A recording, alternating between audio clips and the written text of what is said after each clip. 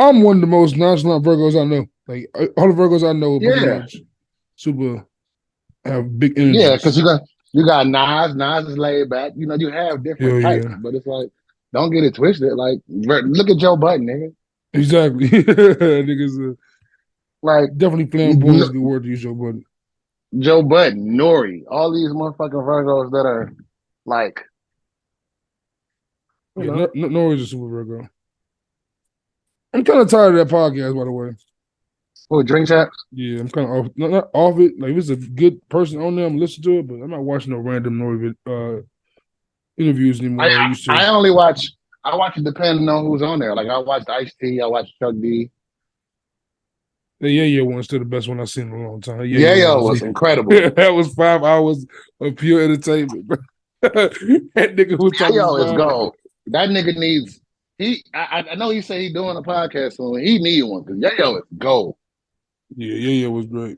The best like underground one I heard was Turk, Hot Boys. That shit was Yes, hilarious. Turk was fire too. That nigga Turk was talking about doing heroin. Like, bro, I mean, but shit, that's what they was talking about in their raps. oh, The first Hardcore album, them niggas, when they was BG and Turk was talking about snorting that furrow. That's what they call furrow. hell Heroin. That's yeah. furrow, nigga. Hell yeah. Niggas ain't know. Niggas ain't know what they're talking about. I did. Those Southern boys is getting to it. All right. We can start up, man. I'm ready.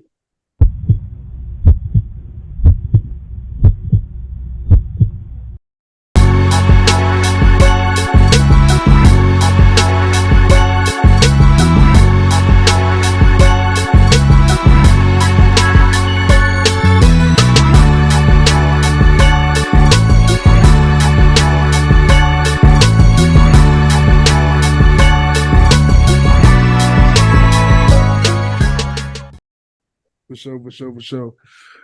What's good, y'all? What's good, y'all? We is back, man. What's good? It's Bishop and Steel, Juice and Vic. What's going on, Vic? What's going on, sir? How you doing, man? Man, we back again with another episode, man. This episode is coming right off of a pretty major event, I'm saying. A pretty major event. I'm saying the birthright of our very own, I'm saying, the Bishop to my Steel, man, my nigga Vic, man. Happy birthday, bro, belated. Thank you. Thank you. Thank How was you. the festivities, man? What'd you do for your B-Day? Honestly, I didn't do much. I just chilled out. I was supposed to go to New York for the Hip Hop 50, and we'll discuss that today because Hip Hop's birthday is the day after mine. Man, hard. So I didn't do that like I would have liked to, but I'm gonna make up for it because it's a bunch of tours that I want to see before the end of the year. And Hip Hop 50 ain't just it's the 11th, but it's a year long celebration. So I am going to make up for that before the year is over with. But I really chilled in the house, man. I don't even like saying my age at this point I'm subscribing to the whole ageless ideology of I'm gonna stop counting this shit every year because I don't want to make myself feel older than I am. But my 41st birthday, it was just I had a lot of reflective moments. My mom came down here because even though Detroit is the hometown, I live in Ohio. My mom actually pulled up on me and surprised me, came bearing gifts, and took me out, took me to Margaritaville. Never been. I live around the corner from it. Never been. The tequila, And the tequila and tacos. yeah, had a nice little margarita and some Casa Verde fries. I just kicked back, man. Spent time with my mama and my daughter, and just reflected on where I am and the fact that I am 41 years old from a place where my best friend not here. A lot of people I grew up with didn't see 25, let alone me approaching, my mid 40s. That's dope, man. So yeah, man. Hey. I'm in a real great space. And don't be ashamed of counting them years, man, because every year is, I'm saying, just proof, I'm saying, that you survive. I'm saying, survival of the fittest, I'm saying. And yeah, I'm counting them, but I don't want to, I feel like you as old as you feel. And I honestly feel better now than I felt 20 years ago. So I recognize these. You see these? I got the little cut. I cut the beard down so you can't see it, but it's some grays starting to poking out this solid black. So, hey man, I you 41 it. with a head full of hair, bro. Still, I'm doing the hat game. I'm rocking hats. I got 100 hats in my career, bro. Hey, I just saw you post a throwback pic where your shit was smooth dark black. I said, yo, wait a minute, I ain't never seen this You hair know what I'm before. saying? I said, what's going on? Why don't go back to the dark Caesar? Because it ain't dark no more. Motherfucker faded out, bro. Because the Doc Rivers up top. This shit crazy. At 31 years old, she'll say, oh, that's enough for you, buddy. You know what I'm saying? Tap that off. Like, oh, damn. Hey, it could be worse, man. My one of my bros, one of my best friends, man, my guy Mark, he watched the podcast. Salute to him. He Salute. started, and he had shit was like mine, dark, pretty, wavy. His shit started going at 29. He just said, fuck it, and took it I off and got the swear. Melvin now. He I ain't even started trying to. LeBron. I ain't even trying to fake the funk. I'm saying, try to push. I ain't trying to do none of that Beijing. Nah, man, just go ahead and get rid of it. Call it a day. I'm saying, Yeah, that's one thing I don't do. Don't put no damn Beijing in my hair. My barber be trying to touch me up a little bit, oh, they but gonna my talk. hair's so dark it don't. Okay, give me a little bit something. It depends on the mood. I'd be Yeah, like, because little enhancement. you can't tell the difference on me. Yeah, But there's little some guys you see them. the Carlos Boozer. That Carlos Boozer effect, They boy. whole face be they whole face be plastered. It's like, Love come Hip on, Hop Joe bro, Budden. what are This you shit was doing? crazy. Love Hip Hop Joe Budden had a shit. That That was shit was crazy. crazy. He was A light wild. skinned nigga should never wear no He Beijing. never. It's gonna drip. It's gonna drip crazy. It's gonna start sweating shit everywhere. Yeah, man. But shit, 41 is a beautiful thing. You know, like you said, hip hop turning 50. Like, so you pretty much, like, you literally grew up with hip hop, bro. So it's like, you know what I'm saying, like, you grew up right next to it. I'm saying, like, it's like a big brother to you. You know what I'm saying, Yeah, it's crazy. yeah, for real, You know what I'm saying, so like, it's, for real, bro. I'm approaching That's literally 33. So what it like, is. I'm approaching 33, and just like, as 40 is like in the vantage point, it's like, man, like it's dope. Honestly, like you said earlier, with your friends, I lost friends, and to be here, of course, you as you get older, you get little bit taste of survivor's guilt, kind of, but at the same time, it's like it's a blessing. It's a blessing to be here. Mm-hmm. You know what I'm saying, I'm proud to have you. I'm Definitely. glad to have you here because having you here has made life great for me. Because like doing this pod and it should be therapy. It should be great. It should be just like expression is a great thing. We get this shit off, and we're getting a lot of support right now because you're a marketing genius. You know what I'm saying, so Thank you, sir. you know what I'm saying, we I, get I, busy on I, I Twitter. don't I don't I don't give myself that much credit, but I appreciate it. Is it called Twitter still? What do you call this thing? Is it X? What do you call this now? I'm calling that shit Twitter till well, that's Twitter. Bro, the fact that they don't even say retweet no more, it just says repost, that shit kind of blows me. Oh, it does say that. I didn't That notice shit that. blow me, bro. Like, why the fuck is this repost? This ain't Facebook. But a lot to talk about for sure. We have been talking in a couple weeks now. A lot has happened. Yeah, Um, yeah. I think I want to start off with like a few new albums first to get things like get our feet wet because there are some big And you, events that have occurred that definitely and need to be we discussed. this is the last time we talked. The news cycle went haywire, and Haywire we were supposed to be starting this episode out with last week's cliffhanger that we will get to this episode. for sure. We will get to this because I'm standing on what I'm standing on He's still. insane. But yeah, you know what? And before we even get in the topic, I guess we should, because it's crazy. We're talking about the celebration of my life, and just the last time we talked. So I mean, it isn't like this isn't common to the point where we're almost numb to it. But there was a lot of death, man. We talked about Gilly a lot on this podcast. Man. Rest in peace, Cheese. He lost his 21-year-old son, something like that. I don't Yeah. know. We lost Angus Cloud from Euphoria. Yeah, man. Pee Wee Herman passed away. Like, I rest know in he, peace to all I, those guys. I know people Herman was 70 years old. The rest was that old. It just Yeah, seems Pee Wee Herman. I mean, it makes sense, I guess, but like it's like 70 Pee Wee Herman. It makes you put your life in perspective a little bit. Like, dang, he's At least 70. he actually died being old. Yeah, for sure. For Hell sure. yeah, Pee Wee's Playhouse.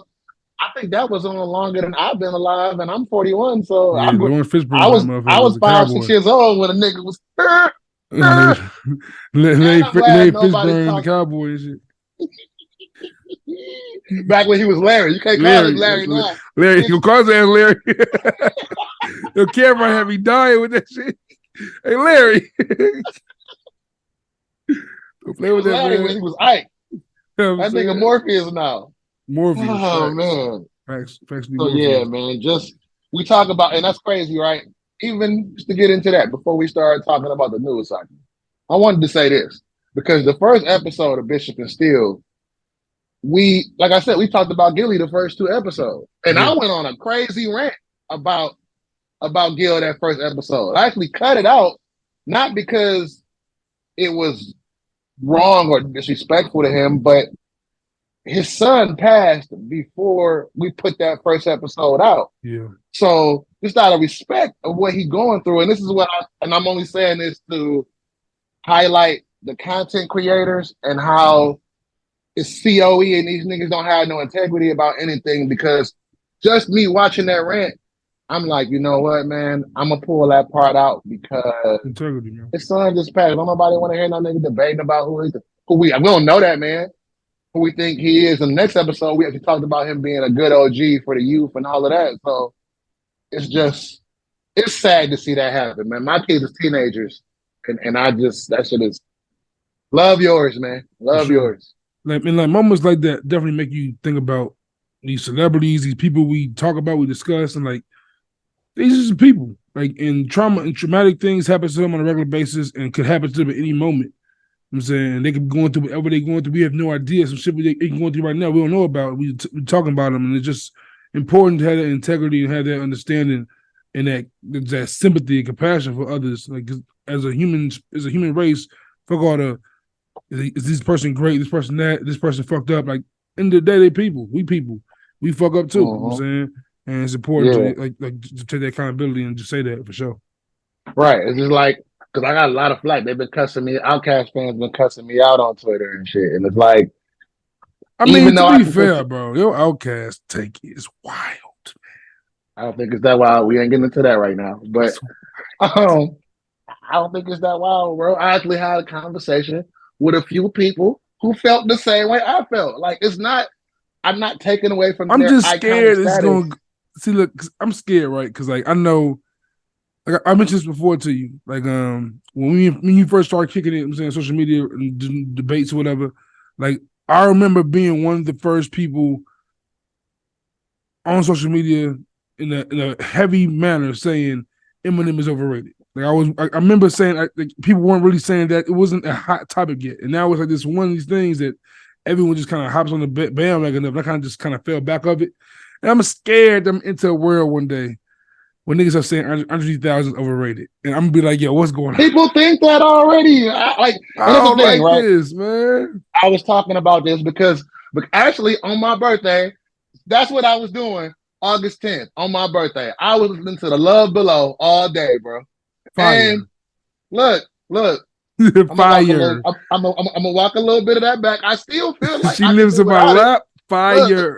Look, Fire. spread. Fire. I forgot how fire spread was. Spread is crazy, and I was thinking about it because it is the first of its kind. It was like when we look at Yeah. Tyler the Creator's. What is Tyler's Creator's album? Igor. When we Mm-hmm. look at Igor and we look at 808s and all that, it's the first of its kind. And Yeah. maybe I'm spoiled in the sense of Kid Cudi in during general, that Travis time, Scott, all them all of niggas. that, that's the first of its kind. So I want to respect that. And that's what my point. I can have my critique about Outkast and still love them. You Yeah. know what I mean? The Like hardest when I'm thing saying that, it does not mean that I hate Outkast. the hardest thing for me to kind of defend, and it's really tough to defend it as an Outkast fan, is when people ask me, how is Three Stacks top 5, top 10, and Big Boy And the not nigga top don't have 30?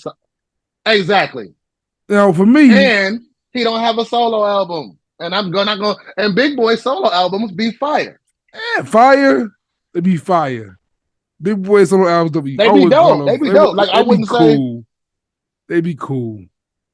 that's They how I be feel all about a right. lot of but that's how I feel about a lot of their When catalog. no one listened to Sir Lucius Left Foot, bro.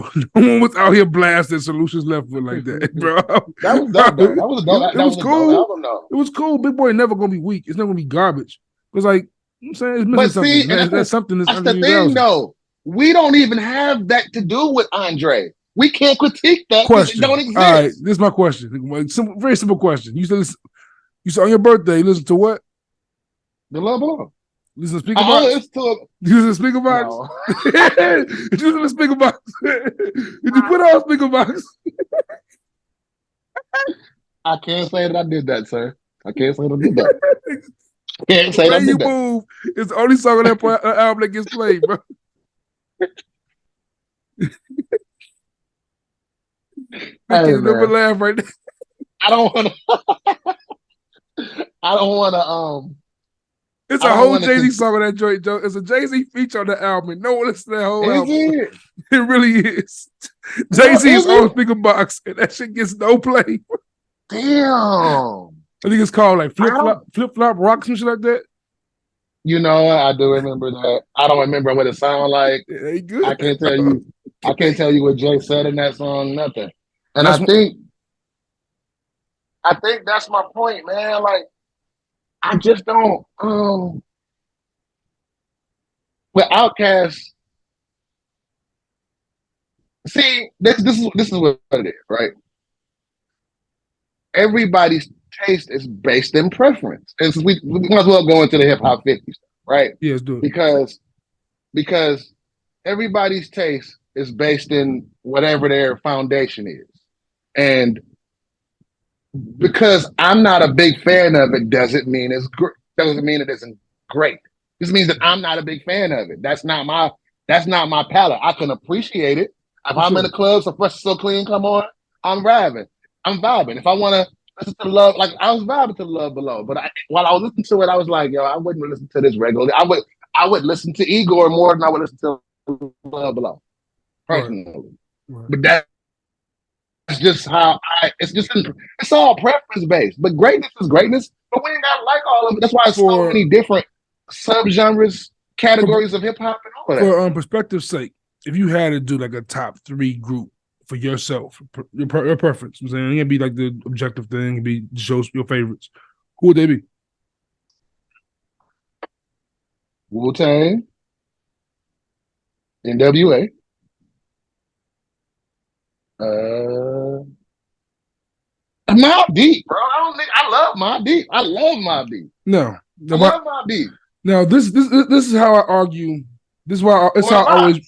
I would toss up between Mob and the Locks for that last spot because I love them dudes. Now that's how I always kind of come back and like defend my Andre take as far as the big boy thing goes, because I look at like a Mob Deep.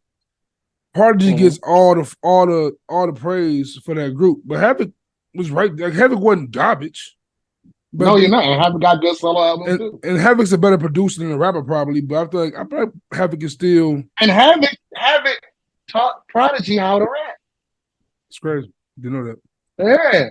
If you listen to that, if you listen to how you listen to their styles, they're very similar. Because Havoc actually taught Prodigy. Havoc actually, when they were still kids, when they did the Juvenile Hell album, Havoc wrote some of Prodigy's first raps and taught him how to rap. I can't put my deep over Outkast, man. See, That's tough. when I say, okay, here's the thing, right? Because what does objectivity in hip hop really mean? Can anybody truly be? It's not a thing. It's Truly be objective? It's impossible. Like I can see, for me, objectivity is, like I said, I don't have to like all the Outcasts to objectively know that they're great. Right. But for me, do I think that makes Mob Deep? See, objectivity would be, do I think that skill set wise, Mob Deep better rappers than Outkast? No, I don't believe that. But I prefer their music over Outkast music, if that makes sense. I get that. I don't think they better. I don't think they better. When people say Outkast, I don't think we can objectively say anybody's the greatest anything of all time because everybody going. I think Jay-Z has it. I think Jay-Z has that. I argue Jay, but it's somebody who will say different. They will. I would objectively say they're wrong. If they told me Lil Wayne is better than Jay-Z, I'll be like, tell me how. I'll be like, tell me how. But they go, look, I remember, and I hate referring to this time, but this is where I was at because I don't want to keep talking about this on the internet. People could think I'm a thug or something. But my little county stint when I was locked up in county, niggas ain't got nothing to do but talk and debate and argue. And I was in jail. We was having a discussion, and I'm like, I'm a J dude, bro. I'm not gonna sit here. And everybody was talking Tupac, and it was this guy who was a couple years old. Tupac is God, especially in the Midwest where we at. And this nigga was having an argument on why. I was running down all my bullet points on why I think Jay is better than Pac, yada yada. He didn't want to hear nothing I said. He said, Tupac would have told me to kill a nigga, I would kill a nigga. The What whole, what the year, whole, the whole. what year is this? This was 2000 for forehead drop. This was 2018, Oh damn. 17. Okay, so yeah. This was recent. It was last Yeah. 5 years. And he was like, and like the whole block bust out laughing. We said that state. Every time we saw him, we just said that. He was like, if Tupac would have told me to kill a nigga, I would kill that nigga back then. That's a wild nigga. Tupac had niggas. And this dude wasn't no thug dude. This nigga was in real estate. Holy shit. But that's how passionate he felt about that at the time. So your partner him in Vegas. Can you really be objective and argue somebody's goat when that's how they feel, even if you don't agree with it? Like, no, okay, bro. In that example, like you can obviously say dude isn't objective. But I feel like if you being objective, like for me, Hov ain't my favorite rapper. Like Hov is not like I'm putting Biggie over everybody forever. There's nothing you can do in my world to put even over Biggie for me. But objectively speaking, if I sit back, Jay-Z done did this shit for 30 years, bro. Hov is my favorite rapper. And to this day, he can drop a verse and it's gonna stop a big part of the world. Like the kids may not listen to it as crazy as we listen to it now, but like if Jay-Z dropped anything like back when we was kids and KRS-One dropped, like it ain't the same kind of effect. Like I ain't care when Rakim came out with a record every once in a while. Like I fuck with Rakim. I'm saying shout out to the guy. But like when I was 11 years old and Truth Hurts first came out, him and Rakim, like it was her and Rakim, it was cool, but like it ain't comparison to like today hearing Jay-Z on God did. Like it's a different like Hov is just literally a god. Hov is my favorite rapper, and to me, he's the GOAT. But I'm not mad at nobody else's. I'll argue with you just because hip hop arguments are fun. That's what I mean. Like, we're talking about the 50th anniversary of hip hop, right? And I feel like we spend so much time, debating and arguing about what we don't like. What I want to know is just in this, let's positively speak about hip hop. And what I want to know is, I think we've already discussed back when I did Good in the Hood, where we fell in love with it at. But what are some of your, like, if you a hip hop, like being a hip hop head is like being a part of a fraternity. No matter how we disagree or argue with each other, debate, I just think niggas get into fist fights over hip hop arguments. But we're all in the same fraternity. Hip hop is the only culture where you go to a concert, you're gonna see people from all types of different cultures together enjoying this thing together that we all love. So I guess I want to ask you, what are some of your, over the last, because we ain't been around 50 years, but we've been around long enough to have favorite moments. What are some of your favorite hip hop moments? You gonna hate me for this. You gonna hate me for this, but like a big, like probably the biggest staple of my hip hop, like love hip hop, is Kanye West. Like one thing, we know this. When I look back as a kid, like he's like, I'm saying, like he's like the Jay-Z for me, as far as that shit goes. Because like when I remember understand now, I guess that makes sense. I remember being a kid when like the Chappelle Show came out, and Kanye be on the Chappelle Show, and he made me buy Common's B album. He made Common's B album. He made me buy Common's B album as well. The Food came on. He performed the Food on the Chappelle Show. I bought that album. I'm talking about I had that shit in the CD Walkman. I would get on the bus, go to work. I'm a little part-time job at the school. That album would get played on repeat. The entire album nonstop. Just keep going. That shit. I still love that B album. You know what I'm saying? That B album was, to me, like for me, it's one of my 5 favorite albums of all time in hip hop. Like that album. Really? It just hit me different. Like when that album came out, when I heard Love Is and I heard Shy City, like these songs, like no one's rapping like this dude. This dude is different. But of course, as Common matured, he kind of got, he went left on me. But like that era Common with Kanye West, like that was like a perfect at that time. A Common album that I think is criminally slept on, Nobody Smiling. Super slept on album. Super slept on. Yeah, all them Chicago drill rappers on there. Like Herb was like young Herb. Super slept on. Yeah, it was a good album. Vince Staples on the album too. I think it's a hard album. Super slept on. Like me being from Chicago, like just like in the era I grew up in, I was lucky because I had like Lupe Fiasco, I had Kanye, I had Common in his prime, I had Chance, Vic Mensa. Yeah, y'all had that era you grew up in Chicago. Yeah. had a run. Like The dream if I grew up y'all in had a your run. if I grew up in your era, I wouldn't have like I have Twister, but I have early Common, but I wouldn't have as much Chicago like psychodrama and shit like that. But like I wouldn't have Yeah, you wouldn't like have the Little Baby. You wouldn't you know what I'm have. saying. Woo, y'all had a run. Like even like I remember when Bump J was like a thing. Like, Bump Bump J J. like had this. Bump J don't get his flowers, I man. swear to God, he's on Bump move J don't get around his on flowers. 2K. Like he Bump played J was 2K. hard. You know what I'm saying? Like it was an era, bro. It was an era for sure. Like so Yeah, it for was, me, man.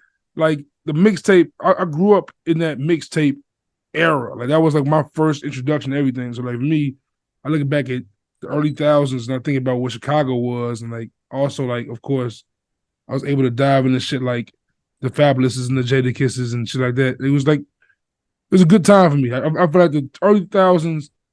I can't speak on the '90s, but the early thousands was like the world had hip hop. Like every region had like an impact in a moment. Mm-hmm. And it was the great. It was Mm-hmm. great to see it that way. So, what was your favorite era of hip hop? Would it be that one?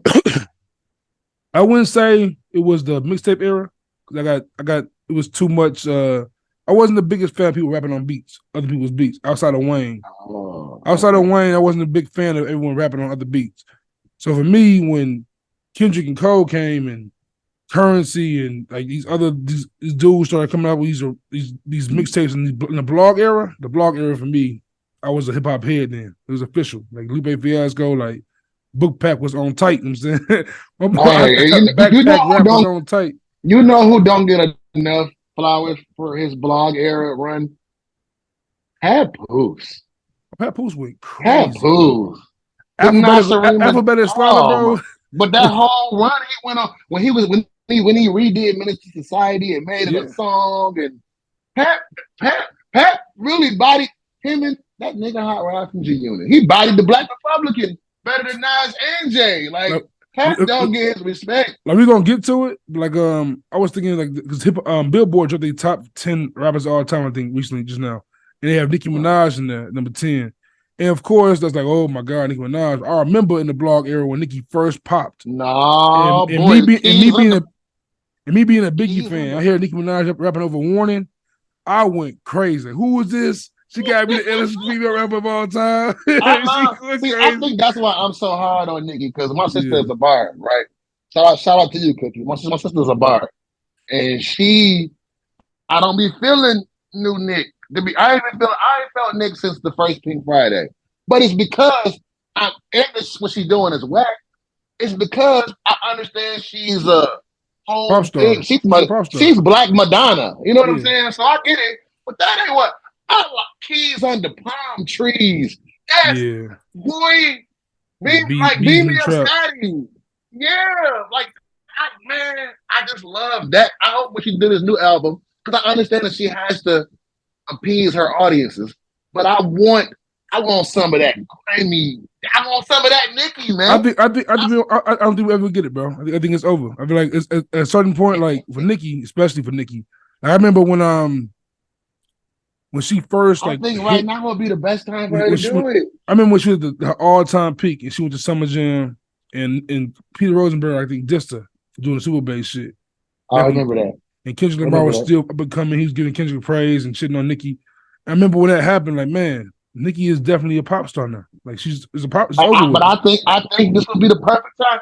Just did the Barbie shit. You fucking with the couple of the youngins that you fuck with Ice Spice and them. I think if she gave us, and I ain't gotta give us a whole project of that, but give us half and half. Yeah, Give us something. half and half. And you just talk because we're not gonna not. I'm one of those dudes who I've always championed women in rap.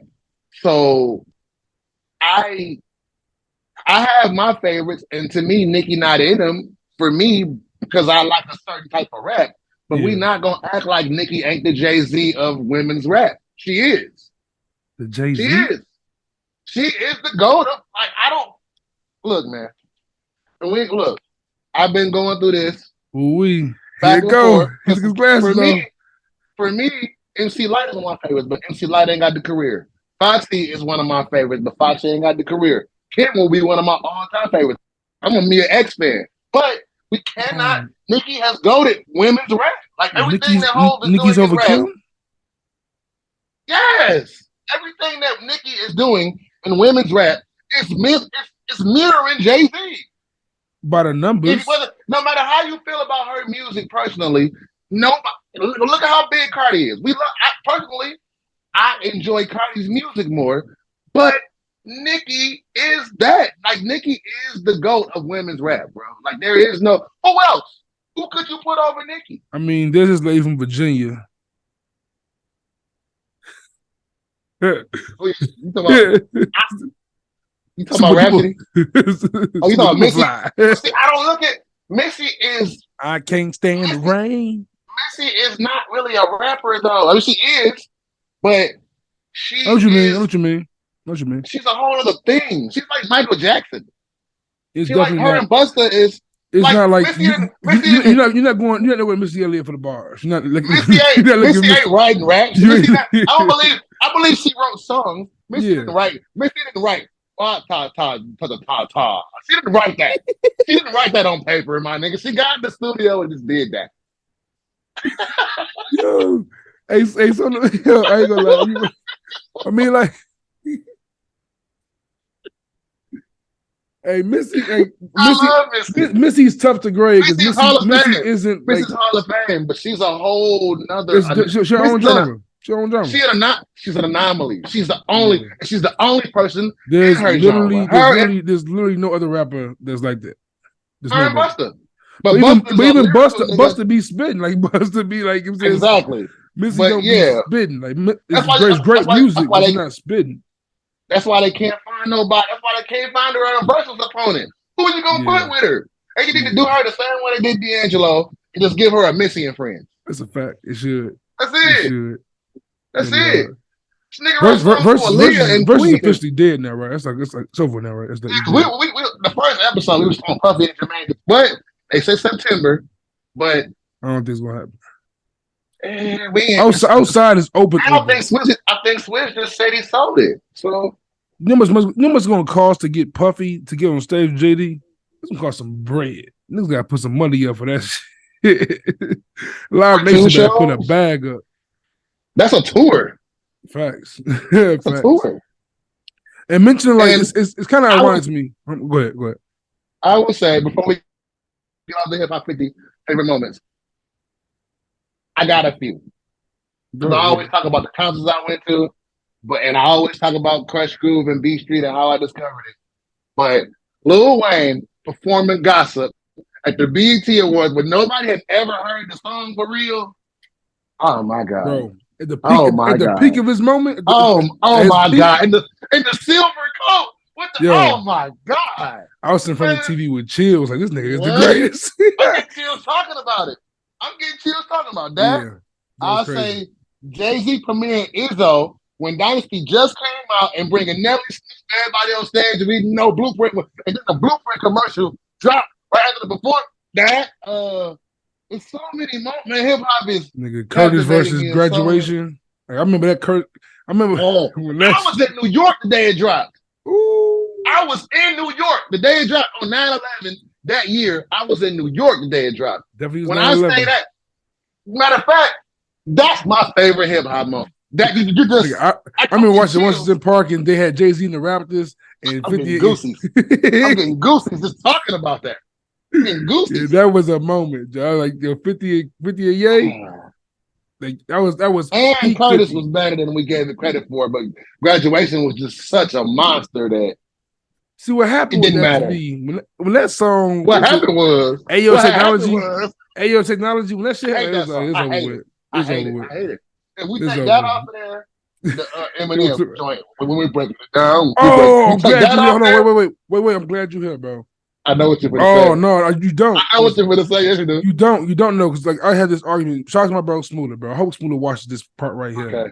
Because me and Smoothie had the craziest debate. I was going to talk about Eminem versus Melly Mel. I thought about you. We're going to get into that. We're going to get into that for sure. Yo, Melly Mel rap like it's 1875 still. Don't push me. Go ahead, man. I was crying. I thought it was AI. I thought it was AI. This nigga can't be rapping like this thing. How you find that cadence? Rapping like it's Raymond's funeral. Like No, man. What you and Smoothie talk? Smoothie got some crazy ass takes, so I know you Nigga, finna say something crazy. Smoother be saying some of the craziest Oh, shit, bro. Smoother told me oh shit. what he said. He said, "Get money." He said 50. He said 50 cents. Get money. What did he say was better than? Oh, I think he said it was. He I said get money. I he get said it money. was What the shit? it was better than Lil Wayne's Got Money. I agree. I I knew he was agree. going. I had a feeling he was I going to agree agree. with this I agree. nonsense. I So agree. I when agree. I said it, I looked I at who I was agree. talking to. I said, "He gonna agree with this shit." I agree. I agree. I agree. I I can't hated go, that. And I like man. get I like got money in a strip club, but I get money is iconic, nigga. That's we don't even like that album, but I get money is the reason why niggas That like that. is literally the only song on the album that I listen to for Remix? No, real. no, he got shit on that album. Nigga, my I gotta go gun back and go listen to the album. off. I Nigga, listen to Curtis gig. no, Curtis is not. It's not. It's the worst album in his catalog, but Is it it? isn't. Yes, What's what? Oh yeah. The album. What's that? Animal. because That was dope. Animal. Whatever that was dope. before I self destruct, it's hard. That's the. Do you think about me? That whole Which album. which one had Okay, you're right. What's it called? Okay, something. That's before I self destruct. Okay, yeah, that's all right. Okay. That album was hard, That and was they had hard. the movie that came with it, and the movie was hard. That's when he hit on girl with the shotgun through the door. The movie was hard, bro. The movie was hard. Like 50 don't get enough credit, bro. That's how honestly, when I earlier what I was saying, that's how I'm gonna make up for me missing the concert. I'm going to see 50 in Detroit, September. I'm going. And I'm glad you mentioned that. It's kind of what it's going to lead to. Like, it's kind of dope that it's being like the 50th year hip hop and 50's doing his like reunion tour for Get Rich or Die Trying. Yeah. I don't know if you saw it. I'm sure you did. But he brought my man's out in New York. He brought out J. Cole in New York. J. Cole. And, J. Cole had his little Drake moment. We had to give 50 like all the praise in the world. And he said, I love Get Rich or Die Trying, bro. Die Trying is I love Get Rich, did he say bro. it was better than Thriller, or did he say it was behind He Thriller? said it was the best album ever. Number 2 is Thriller. We love Michael Jackson, but Curtis Jackson 50. I'm like, yo, Cole, you gotta chill out.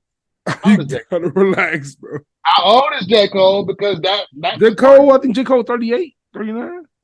So he close to me in age. J. Cole? Nah, he a little while. You also gotta remember J. Cole was almost signed to 50 Cent. Almost got signed there. And J. Cole like kind of grew up kind of in Queens after. I was gonna say there's a whole era that speaks to that album like that. I told you the first episode. I said "Get What You Die Trying" was the last true classic. You did. I said that. You did. So I just listened to this the other day, and that shit still. And with J. Cole being your age range and him being J. Cole, so I'm guessing he wouldn't count himself or like his era, like the Drake and them as in the same ballpark as 50 probably. But I'll put a few albums in the last 20 years over Get Rich or Die Trying. Which one? Kanye got like 2 of them. For sure. Which 2? Give me Twisted Fantasy. No, I'm not gonna let you do that. Go ahead. Keep going. I'm not gonna do that. No. Okay, you know what? I'm gonna roll with you. I see what you mean. I can hear your argument already. That's what you mean, because Get Rich has like 10 hits on it. That's Get Rich or Die Trying, nigga. Got like 10 hits on it. I don't know what you heard about. By that standard, you're right. By that standard, because like as far as hits go, like that's just unreal. Like the hits. Which kind of albums you putting over it? Because I don't honestly.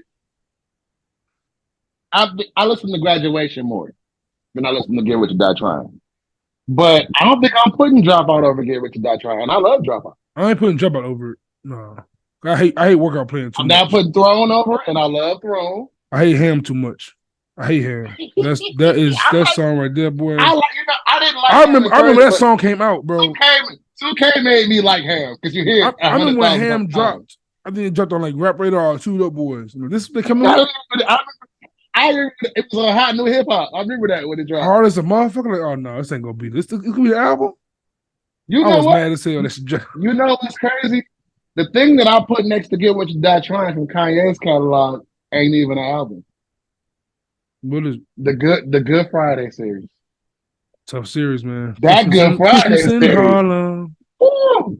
Christian Dior denim flow. I got the world in my hand. Whoa! Oh Yeah, my so he right God. there. So he I just right got chills. there. That was definitely an era. Like that. Oh my That might God. be, I think that era when Kanye did that shit, it kind of ended the blog era. Like that's like Mm-hmm. it's like he was like, all He right, killed it. He we can't do killed this it. shit no more. He killed it. What else can you do after We can't that? do this shit no more, guys. Bring on the I don't even streams. know. I don't even know what my favorite era in hip hop is It's because tough. I've seen so much. Like me and my cousin was talking, who's about 8 or 9 years older than me, and she really this is the cousin who introduced me to hip hop. So like she nigga had the salt and pepper haircut. She had nigga. She used to hang with Proof. She's a model for Maurice Malone. Like Sheesh. she had like she's telling me shit that I don't even know about her. Watching her life, like I heard my cousins used to have like a real rap crew, like a real in Okay. the this is I was born in '82, so this is before I was even born. Right. See what I'm saying? And me and her was talking like I grew up watching Video Vibrations on BET, Rap City with Joe Claire before Big Layers and all that shit. So that '88 to like '85 to like '92 era, I was a little kid, but I got to see that and to see how exciting it was. Now for me, I was in high school when I Am Volume 3, Volume 1, Reasonable Doubt, Life After Death. Like I almost can't pick the era, but that early 2000s, Come Home With Me, Blueprint, Digital Atlantic Community, Lil Wayne's Carter, Squad Up, mixtape, that might be my favorite era. That Yeah. from like '99 when Big Time was number one stunner and it went into the bling from the Pac and Biggie era into the bling era might be my favorite era because I seen all of that and I was I can't imagine being in my 20s in the Rockefeller era. I just can't nigga. imagine it, bro. That I was a just different can't, I time. can't imagine it, bro. That's what I be saying, right? Being in a club when Do It Again come on has to be Dipset like anthem. Dipset anthem in the club like was a different. Rough Riders anthem. Tell me how that went. I was 21. I turned 20 the year Diplomatic Immunity dropped. Imagine what the clubs and shit, bro. And the clubs were clubs. Niggas didn't have cell phones. We was Yeah. sweating in that bitch, bro. Nothing you buck. The crunk era. I was in the club for that as a 21-year-old. That era was. Whew, I'm Yeah, I was surprised I had kids I was younger. in a teeny bopper club when like D4L shit popped off. I was in a little teenage juke party clubs when Laffy Taffy shit came out. That's what I had. That's what and I'm glad you said that because that's what all the thing when I be telling people that's like a little bit younger than me but old enough to have been in the same era as me. Yeah. When I be saying y'all wasn't outside, that's what I mean. Y'all was in kid parties when nothing you buck was out. I was in the club, Facts. and that was Facts. different. That Facts. was different. You can't even recreate that magic no more. It's impossible. Everybody got phones and shit. They Snapchat and everything. Bro, I'm talking as I talk about many times, I do security like in clubs and bars and shit. And I tell you, Right. bro, it could be I've seen people just they be sitting on the phone like this the whole night in the bar. Don't want to be touched. I mean, it I could was be in the era where you could walk up on a girl you didn't even know. just like yeah, that move, bro. Here with the buddy love. Yeah, with the buddy love and like you could. And this is back. Dance fever. Nobody had cell phones. They was pulling out titties. Like you can't do none of that. Y'all had your little digital cameras, We weren't carrying those. Niggas didn't even start getting. By the time we started getting those, and that's right. Y'all had those big ass picture walls like you painting the fool. That's what y'all used to have. Yes, That's what y'all had. yes. I got a bunch of them pictures. Niggas was popping the bottles of rose with the pelly jackets on. Bro, that was an era, dog. Bro. That was I'm surprised I had kids younger in that era. But you kind of get to what you said about Nicki real quick. As far as this next album she's expecting her, it's rumored to be that we're getting the Drake album soon. And yeah. I can't say I've been disappointed in the Drake album outside of that Honestly Nevermind shit. But I want to have a Drake album where I can just comfortably say, yeah, this the one. Me too. Like I think I feel like here's a bunch of albums I can say that this album is good, this album has this album has that. but I can never just say just Yeah. definitively this is the one. He don't got a blueprint. He don't have a His blueprint. blueprint. He don't have a And blueprint. I feel, and every time he always, especially because he He always come lead close up. to. He gets like so It's close. real close. And I feel like he always lead up with, "Oh, yo, this is the album where I'm about to rap," and then we get started Certified Lover Boy, which I think is dope. Bro, But it's like, no, I want an album full of Sandra Roses and whatever timestamp you in and bro, whatever the state fact that you in. Sandra I think Rose, that. the fact that Sandra Rose on the same album with Ratchet Happy Birthday is crazy.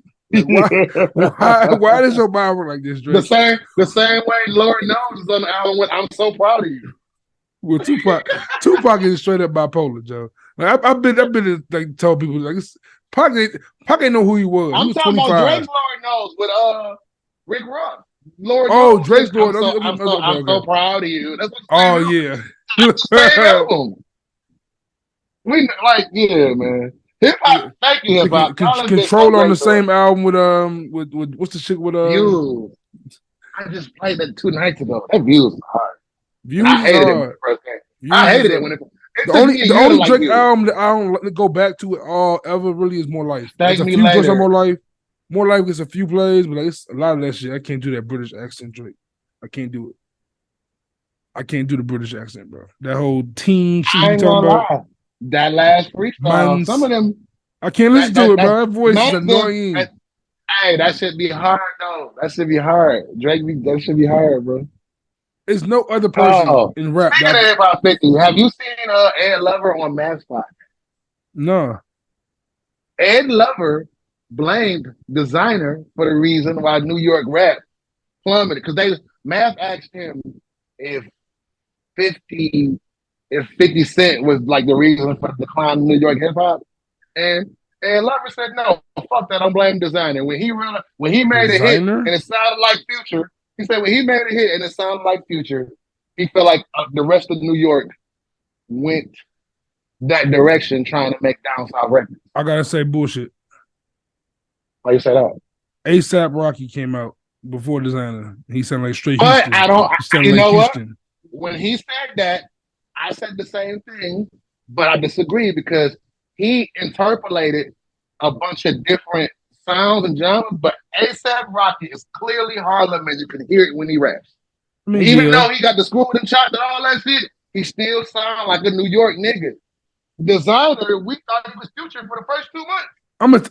I'm blaming 50 Cent for multitude of reasons. One, 50 caused like every New York beef imaginable. He beefed with every New York rapper. Then he had the biggest hip hop group, and it was New York niggas and the LA nigga and a Tennessee nigga. So he put these 2 other codes on in New York group. And he had a bunch of 50 Cent did a lot of shit to fuck with New York hip hop, bro. I don't blame him for that. I blame 50 Cent for everybody. I blame 50 Cent for the algorithm niggas. Because nobody cared about album sales because 50 came out and said 11 million, or did $1 million in a week. There was other niggas who did $1 million in a week, but I feel like we didn't start putting people over people based on numbers. 50's going to radio and talk about other people's soundscapes. He would tell you other people's. That's what I'm saying. Yeah. That's what I'm saying. I blame him for that. I don't think I blame him for. He literally got mad at a nigga for making a song called New York, New York. They from New York. That's not why he got mad though. He just wanted to crush Ja. That was personal. But why you at Fat Joe with Jadakiss? Well, Jadakiss and Fat Joe because they were standing next to him. Then he beefed with Cameron. Like what a Cameron? Like he just beefed with every New York rapper. Cameron started that one. Curtis. Cameron started that for sure. Cameron started that. So I think on your all-time list, you put 50 over Ross. Ooh. Man. Yes, tough. Fuck. It's tough. It's hard. I don't know. I don't think so. It's really tough. Because Ross' catalog is 50 is 50, and 50 did what he did, but Ross's catalog is just, man, it's I don't know. Eddie beat him at a beef, and not many niggas beat 50 at beef. He's the only one to do it, really. Outside of Kanye, that wasn't really a beef. That wasn't a beef. That was marketing. But Game, I think game. 50 was really mad though. 50 was really mad. He was it was Man, nigga's marketing. a cancer, bro. 50 be mad all the time, but I think he does things in such a way that, you know, I don't know. 50 know how to turn everything into a dollar. So I don't One think thing I 50 give care 50 about credit I for. don't think 50 care about being as high on the rap list as he cares about being richer than these niggas. One thing I give 50 So credit I for, think right? Because like 50 kinda is like Nelly and Ludacris and Ja in the sense that his sound kind of just didn't age with the times in a sense. So he kind of fell back from music. But at the same time, he did it in a way where like you got he never gave you corny. He never gave us right. corny. He never even when the music was not as good as we wanted it to be, 50 stayed 50. He never Right. did a country song. He never he never was saying He every album, this nigga sold the vitamin water for that big ass amount of money, and he still talking about shooting niggas and selling dope stay 50. and getting shot every Stay time he 50. rap. I mean, if you get shot 9 times, bro, you can talk about that shit forever, I feel like. you get that Right. you get If a that, bro. nigga You shoot get me in that my shit off face, I'm gonna talk about it every day. I got shot in the face, and I'm in like, the yeah. face, and I'm talking to you. There's a bullet hole in And my tongue, nigga. What you want? yeah, I mean that's what I'm saying. I like 50. I think 50 don't get the credit for his catalog. Matter of fact, we talk 50. We done talked Jada Kiss in New York, New York. We might as well get into it. We might as well get into it. The cliffhanger for last episode. Let's go. Let's go. Jada Kiss is the greatest rapper of all time. And I'm willing to go out on a deeper ledge to say dead or alive. And Man, go ahead. You responded to that. I'm barely putting Jadakiss over Eminem. And I don't like Eminem. Oh no, he goes over Eminem, bro. You do. For what? Think about this, right? I'm Think about this. listening. I'm all Think ears. about just hear me out. Because when I first heard it, because I can't even say that this was originally my take. Because I was sitting in the car with one of my good friends down, my man's Cash. My man's Cash Money. We were sitting, and me and him, we actually finna work on our own show too called The Lab. We sit in his car at night and do like a visual and have drinks and talk about hip hop. Because me and him debate. And he got some wild takes. He's from here. He's from down here in Ohio. And he's very knowledgeable. He's 5 years older than me. And we was talking one day, and he said, "Who's the best rapper ever?" I said, "Jay-Z does." And then he said, "No, Jada Kiss." And I said, "Are you serious?" You should have said knock So yourself out. You should have told his ass. You should have told his ass. What? look. And then we went to a party the next week, and we was talking to my guy Ron, who's from Connecticut. He's got a lot. This town I live in is a melting pot. You got some New York, some Chicago, some Cleveland, a lot of us from big cities live here, this little town. Yeah. We was having a debate then. And before we was having the same discussion. And before Cass could finish his sentence, my man Ron said, "Jada Kiss." And I said, "Oh, they both feel this way." So I said, "I'm gonna go home." And once they pleaded their case to me, because at first I was like, "So I'm gonna explain what their case was." I'm gonna explain. Okay, I went home first, and I went through everything from the beginning, the early mixtapes, the Biggie features, the Kiss mixtapes, the Beef records, the Lots albums, the solo albums. I don't think D-Block. Kiss, Yeah. all of it. I'm talking about, I spent about 3 or 4 days with this shit. Then I went to go listen to a bunch of the other goats to like compare because they take was it was bothering me. So their take was, and by the time I was convinced, by the time I went through it, I was convinced. And I'm gonna tell you why. The take was name a rapper, and I can name a bunch that fall in this category. But they said, think about this. Rhyme with the goats, that happened. Wrote and are part of classic anthemic hip hop Benjamins. That's there. He wrote that verse. He wrote the police verse and it's on the song. That box is checked. Then it said name a rapper who's never had a whack verse. I can think of a few. I said Scarface. I said a few, but there's a couple of the goats got. I love Ho. Hov got a whack verse. I love Ice Cube. Ice Cube got one in there somewhere. I love Nas. Nas got one in there somewhere. Like, and I was going through the list and I said, you know what? And for the consistency of it, for almost 3 decades, he's checked off every box and never had one whack verse. Name somebody else who did it. That kid's never had a whack verse. Never. Not one. Name one. I'm not 100% sure I can name one top of my head, but I definitely remember. That's what I said. I definitely remember the last Kiss album being kind of underwhelming. The last Kiss album was dope as fuck. The one with how was How on the album? How? Like instead of why it was how? Or what if? Whatever it was called. That's on there. That was ass. That song was ass. The song. But listen to the verses. That's what he said. We never said he didn't put out songs that were underwhelming. They said, well, by this logic, right? By this logic. I said it. Okay. By this logic, that means longevity does not matter. So Biggie's the best then. Longevity does matter. Because what we said, for 20 years, not one whack verse. Not one whack verse for 20 plus years. Now one whack verse. 20 years. Classics. He checked every box. Grammys, classics, anthemic joints. He was a part of 2 of the biggest camps in hip hop. Never had you might not like some of the songs, but there isn't a whack 16 in them. Not one. Storytelling box check. Every lyrical box check. Never compromised. Did his whole, because that used to be the running complaint on Kiss, is that Kiss don't go outside his box and they stick to this shit. I got somebody. Never compromised, none of that. Ooh. I got somebody. Ooh. Ghostface Killer. I said that too. But Ghostface the bodies of work they're not the volume of the bodies of work. Kiss volume is what? Kiss got way more volume than Ghost. I don't think so. How? Nigga, Ghostface still rapping.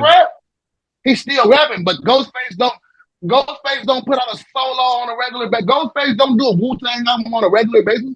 Ghostface don't. How many albums Ghostface got? He probably got about 7, 8 albums. He got more than that. Maybe. He got more than that. Ghostface got some albums. Ghostface. And he had better albums than Kiss. Easily. Yeah, but Ghostface, I don't know if Ghostface got a whack verse, but does Ghostface he got Triumph, I guess. Because it's like, do he have a Benjamin? He got more than Triumph, nigga. He got Cream, nigga. So when I was saying that, do he got a Benjamin though? But he do. He got Cream, he got, yeah, but you could put, you know what? I can make that argument, but if that's the case, like, I don't, then, hold on. This is what's and hold on. Right there. Look behind you. Which one? What am I looking at? 2 of them right next to each other right there for you. Oh, these 2. He got them. No, other side right there. Wu-Tang and right there. Hold on. This may be the thing. The separator. The versus MVP. The versus. I mean, yeah. The verse. That right there. The versus may be the separator. The thing that Kiss has over Ghostface is simply that mixtape element, that freestyle element he has that he can. Don't have it. See what I'm saying? He don't got that. The volume. He don't got that. Kiss has been more consistent than anybody else for the longest time, and it's been a part of all the greatest moments in hip hop. Think about that. I just can't do it, bro. I hear it. I said the same thing. I feel you. Listen, I can't do that. Go back. You gotta have at least, and people hate me for saying this. I've been debating this for years. People despise me for saying you gotta have at least one classic album. You got to. And you can say Kiss of Death is classic. Kiss of Death is classic to hip hop heads. Kiss the Gang Goodbye and Kiss of Death. Classic. Kiss the Gang Goodbye. See, classic. You don't know because you was like 8. I wasn't 8 when Kiss of Death came out. I was 18, so you couldn't have been. You might have been 10, 11. When Kiss of Death came out? It came out in 2000. Kiss of Death? No, Kiss the Gang Goodbye. Kiss the Gang Goodbye. Yeah, I was too young for that Kiss one. Kiss the Gang Goodbye. That's the one I'm talking about with Knock Yourself on there. That album got a lot of, that album, it might not be a classic in the grand scheme of things, but in the streets, my nigga, that was a classic. I promise it was. Put your No, hands up. man. I Nah, don't fuck know, that. Put man. your hands down, bro. I'm just saying.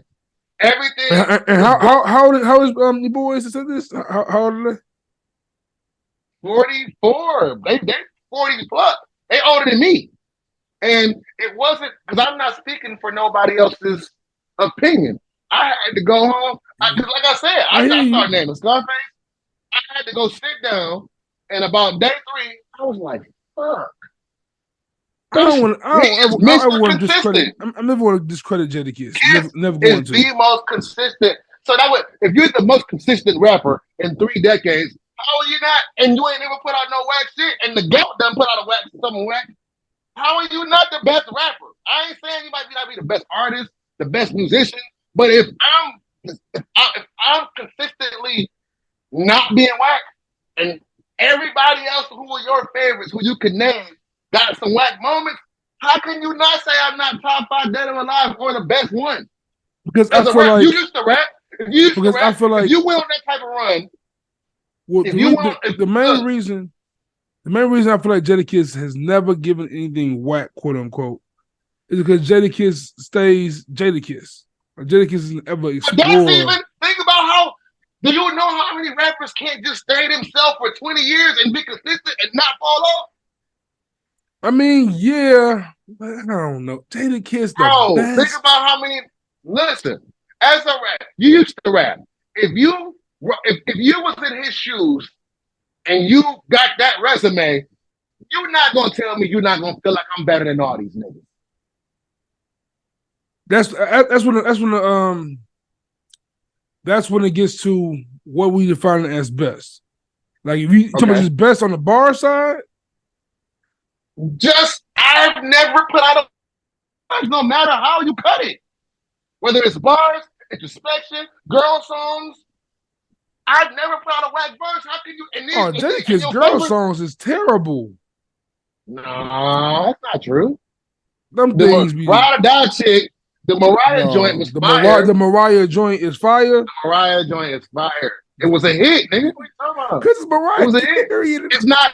It's no, bro. That nigga, come on, bro. Like, it's not one of my go tos. But you say the girl songs is whack, but when Dipset said that shit in verses, Oh, they smacked them on top of their head. Dipset They did smacked homework. them on top of their That head was with the that. dumbest moment right there. That moment right there is why all it's over with.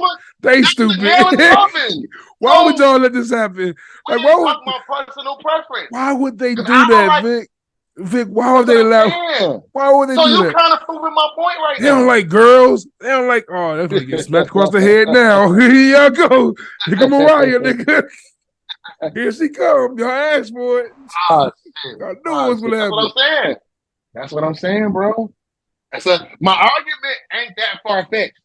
Ain't that far It fetched. ain't It's that. Jadakiss. Jadakiss is legendary. But That's to what I'm say the saying, bro. best Hey, ever, bro. I'm willing to stand. I'm still standing on it until somebody can present a debate that make me switch it that matches that criteria. I don't know. I'm trying to put so many people there. but Scarface, there's so much that Ghostface. he's I'm trying. Ghostface might for have been all the that he best has, argument. for all that you guys are giving him, he's also lacking a lot as well that others do We're have. lacking what? He's lacking classic albums. He's That's albums. debatable. That's No, debatable. plural, like plural, That's classic solo debatable. albums. That's debatable because the Lost Three Out of Street is 100% a classic. The That's what? 100% a classic. The Lost Three Out of Street is 100% a classic. You might again. You was 8. You was A 8. You good don't know. You went outside. for me, there's a difference between a good album and a classic album.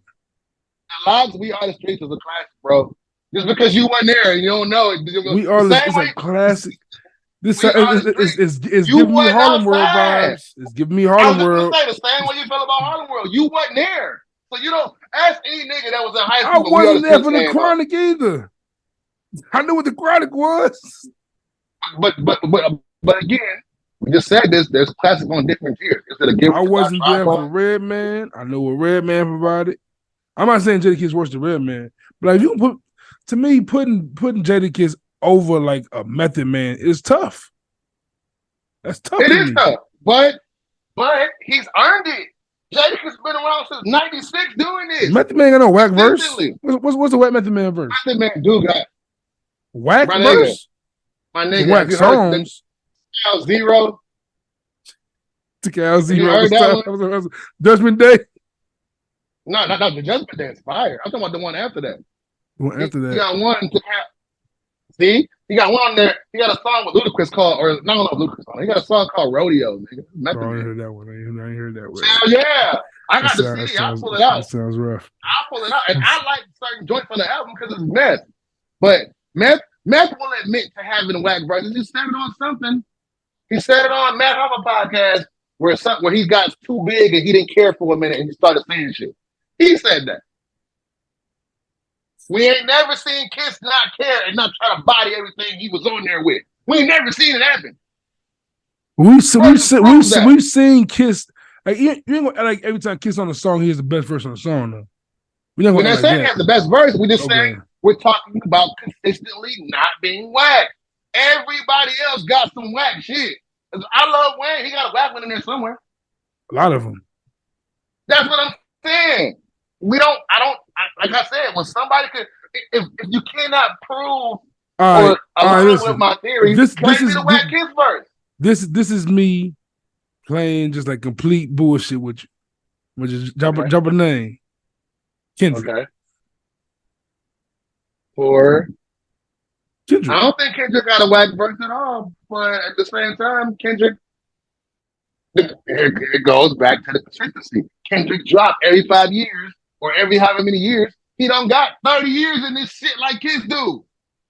Now, maybe we could have this conversation again in 10, 15 more years, but Kendrick might not rap again, and he might be doing poems for the rest of his life. So who knows? To me, Kendrick ain't even got the best verse on Control. He don't to me. I hate that song. I think I understand the shock factor of it, but he said a lot of nothing. I think one, had the better verse on that. He wasn't dissing them niggas for one. He just said, "Hey, y'all, and let's rap." And I think Big Crit's Mount Olympus response to Control. Ooh, that Mount Olympus. Yeah, we ain't gonna act like he didn't fuck Kendrick up on that Mount Olympus. Crazy. We ain't gonna act like he didn't win. Mention the Control real quick. Can I finally say it's over for your boy? Can I finally say it's over? Oh, we're gonna stop saying you can never come to Detroit nigga out, bro. Never. He wouldn't. If he was from goddamn, if he was St. Louis, you'd have built that nigga right now. You would bail that nigga right now. His last outing wasn't whack, so how can we say that? You was giving your last effort. Detroit 2 not whack because you don't like it. Come on, Vic. Detroit 2 is not whack. When last he played that album, Vic? When last he played that album, Vic? A few months ago? No, man. You played the Nipsey Hussle song. What are you talking about? He speaks my language. The biggest mistake that Big Sean ever made was putting Nipsey Hussle first in that song. Biggest mistake he ever made, bro. Big mistake. You keep referring to that. That shit get cut off every time. Referring to that, like the album, bro. Like, stop doing that, man. Quit doing that. Because we never know. Now, if Big Sean drops some more shit and it's whack, then maybe we can count him out. But I don't think so. We don't know what he's sitting on. We live in an era. I'm gonna sit with the Jadakiss thing. In a place. It's like, that's like saying, if that's the case, if it's over for Big Sean, it's over for Wale. Very much so. Crazy. Over for Wale. Crazy? What are you talking about? What do you mean? Why is it over for Wale? Over in the sense of, when I say over, I'm not saying like, oh man, you can't ever rap again in your life. I'm saying there was a time. He's not going to be at his pinnacle anymore. There was a time when there was considered, it was J. Cole, Kendrick, Drake. In the next tier, there was Big Sean, Wale, and Meek was in that tier. Meek is still have a fighting chance if he wants to, I guess, because Meek still has like some cultural relevancy and his music still gets checked for. Big Sean and Wale ain't had nothing that was like impactful in music. And Wale every once in a while get you some heat. What is impactful at this point? Because if that's the case, nobody called you. What are you doing here? Go sit down. Go. Are you scared? Come here. It is. It's right. It's thunderstorming outside. Oh, storming. Yeah. But I don't think it's over as far as like, oh man, their career over with. But like you look back in the day, how Nelly and Ludacris and them faded out, it's ringing similar for Big Sean and Wale. I mean, but that doesn't mean because at the end of the day, all them niggas is always all it takes for people like that. Like I was just where was I at? I was in the strip club last night. I was at the strip club and they played Marvin Gaye and Chardonnay, and I was like, yo, this That's 20. still That's like one 20. of What? those. 2015, 2014. This is what I'm saying. This is Decade ago. artists like that's what I'm saying. But artists like Wale and Big Sean and Meek Mill and Wiz Khalifa and certain people. It's And over for Wiz. listen. What is over though? Like That define what over is. Over being like you being a top tier rapper, top tier artist.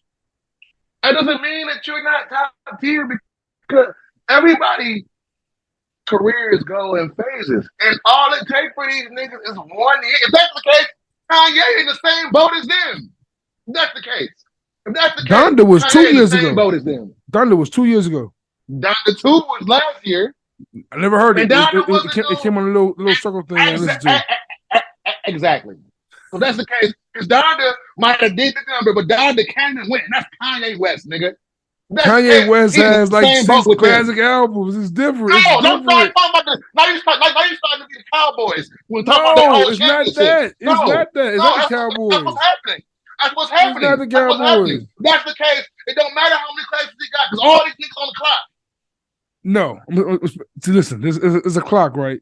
And then there's a clock. Now you're trying to. Now you want to move to go. Because listen. By that standard, right? This over Jay-Z ain't over ever. Jay-Z's good forever. Certain people are just legacy acts. Kanye West been in the game for 20 years now. He a legacy act. Big Sean, and Wale are still in their 30s. So, what does that mean? If that's the case, listen, bro. My original point was, all it takes is one Marvin Gaye, Chardonnay, one Lotus Flower, but the whole summer still, and you know they could. Hold on. So what? I made a post. Hold on. I'm calling bullshit. I made a post on Instagram, and I said, "Man, I missed that Lotus Firebound era, that whatever era." And Bill was like, "I hate that shit." Just because I hated it don't mean that here's objectivity, sir. You're right. I wasn't big on it, but I didn't like it. I don't need diced pineapples, but I know what it is. I know what happens when you play that shit in a party right now. Yes, sir. That. Yes, so sir. What I'm saying, Big Sean and Wale and Wiz are the type of artists. If they get one of those, we can't even. If they get one of those, all you need is if they get one of those, they can still take a whole summer. And shit, Wale had one. Was it last year? He had with J. Cole that polka dot shit. I don't remember that. Oh, I do remember that. You're right. It was like last year. Everything is moving so fast at this point where not too many people can take a whole summer, bro.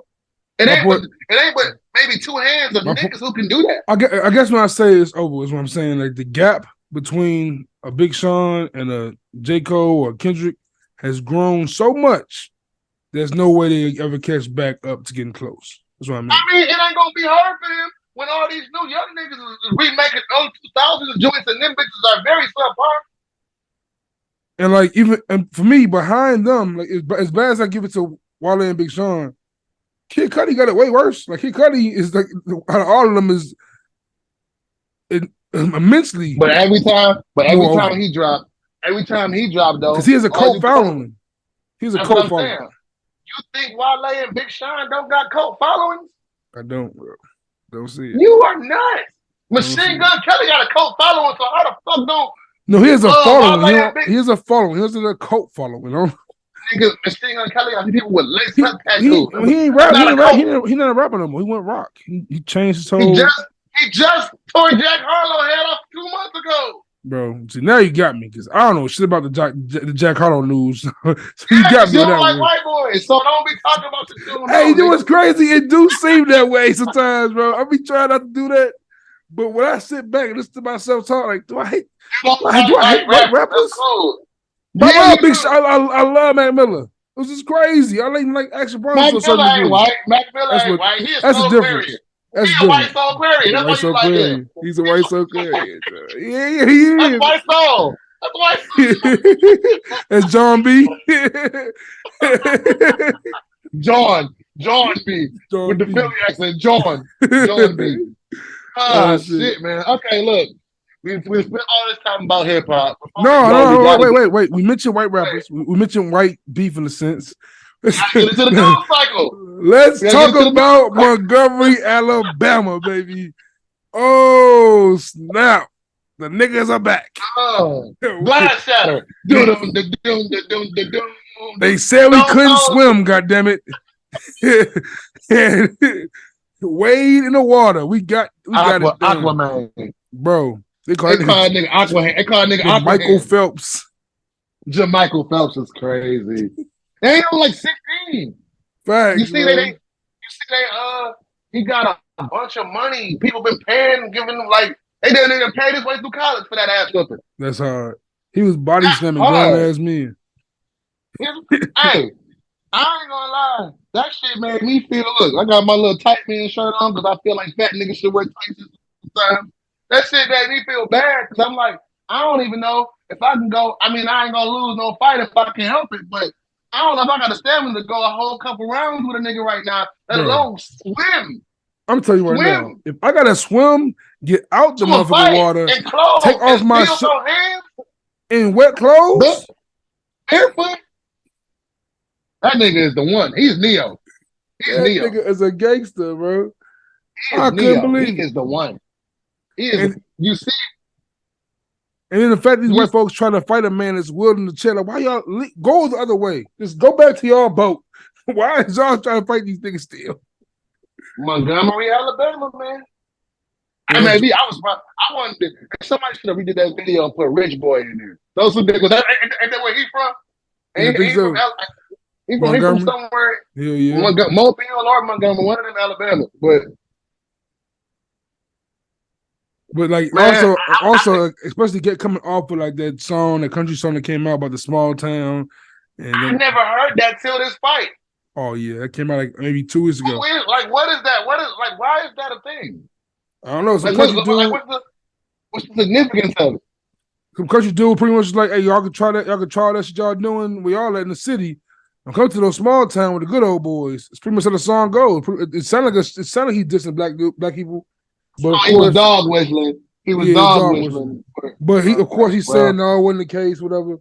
But no, yeah, okay. he was on No, that. you were saying what you were saying. You was saying what you were And saying. Stand on it. I think it's always the South. Like I wish we up here. That's why they be looking at us like we uppity Negroes. Cause and I don't want to get negative about it, but you know I'm Mr. Cynical. Had we been in a northern place, would that have happened the same way? I was just so happy to see people not. Somebody was recording from the boat, but I was happy to see people just put their phones down and get to And it. get to it. Because maybe get if that to would it. have happened when George Floyd died, he'd be here. Maybe it'd be a few more niggas in jail. Maybe I don't know what could have happened, but maybe in those moments where we've lost some of our people behind these motherfuckers, maybe that changes the trajectory of how some of these things can happen. And does this become a trend, or do we go back to recording shit and just standing by when some more shit like this happens? Because it ain't over.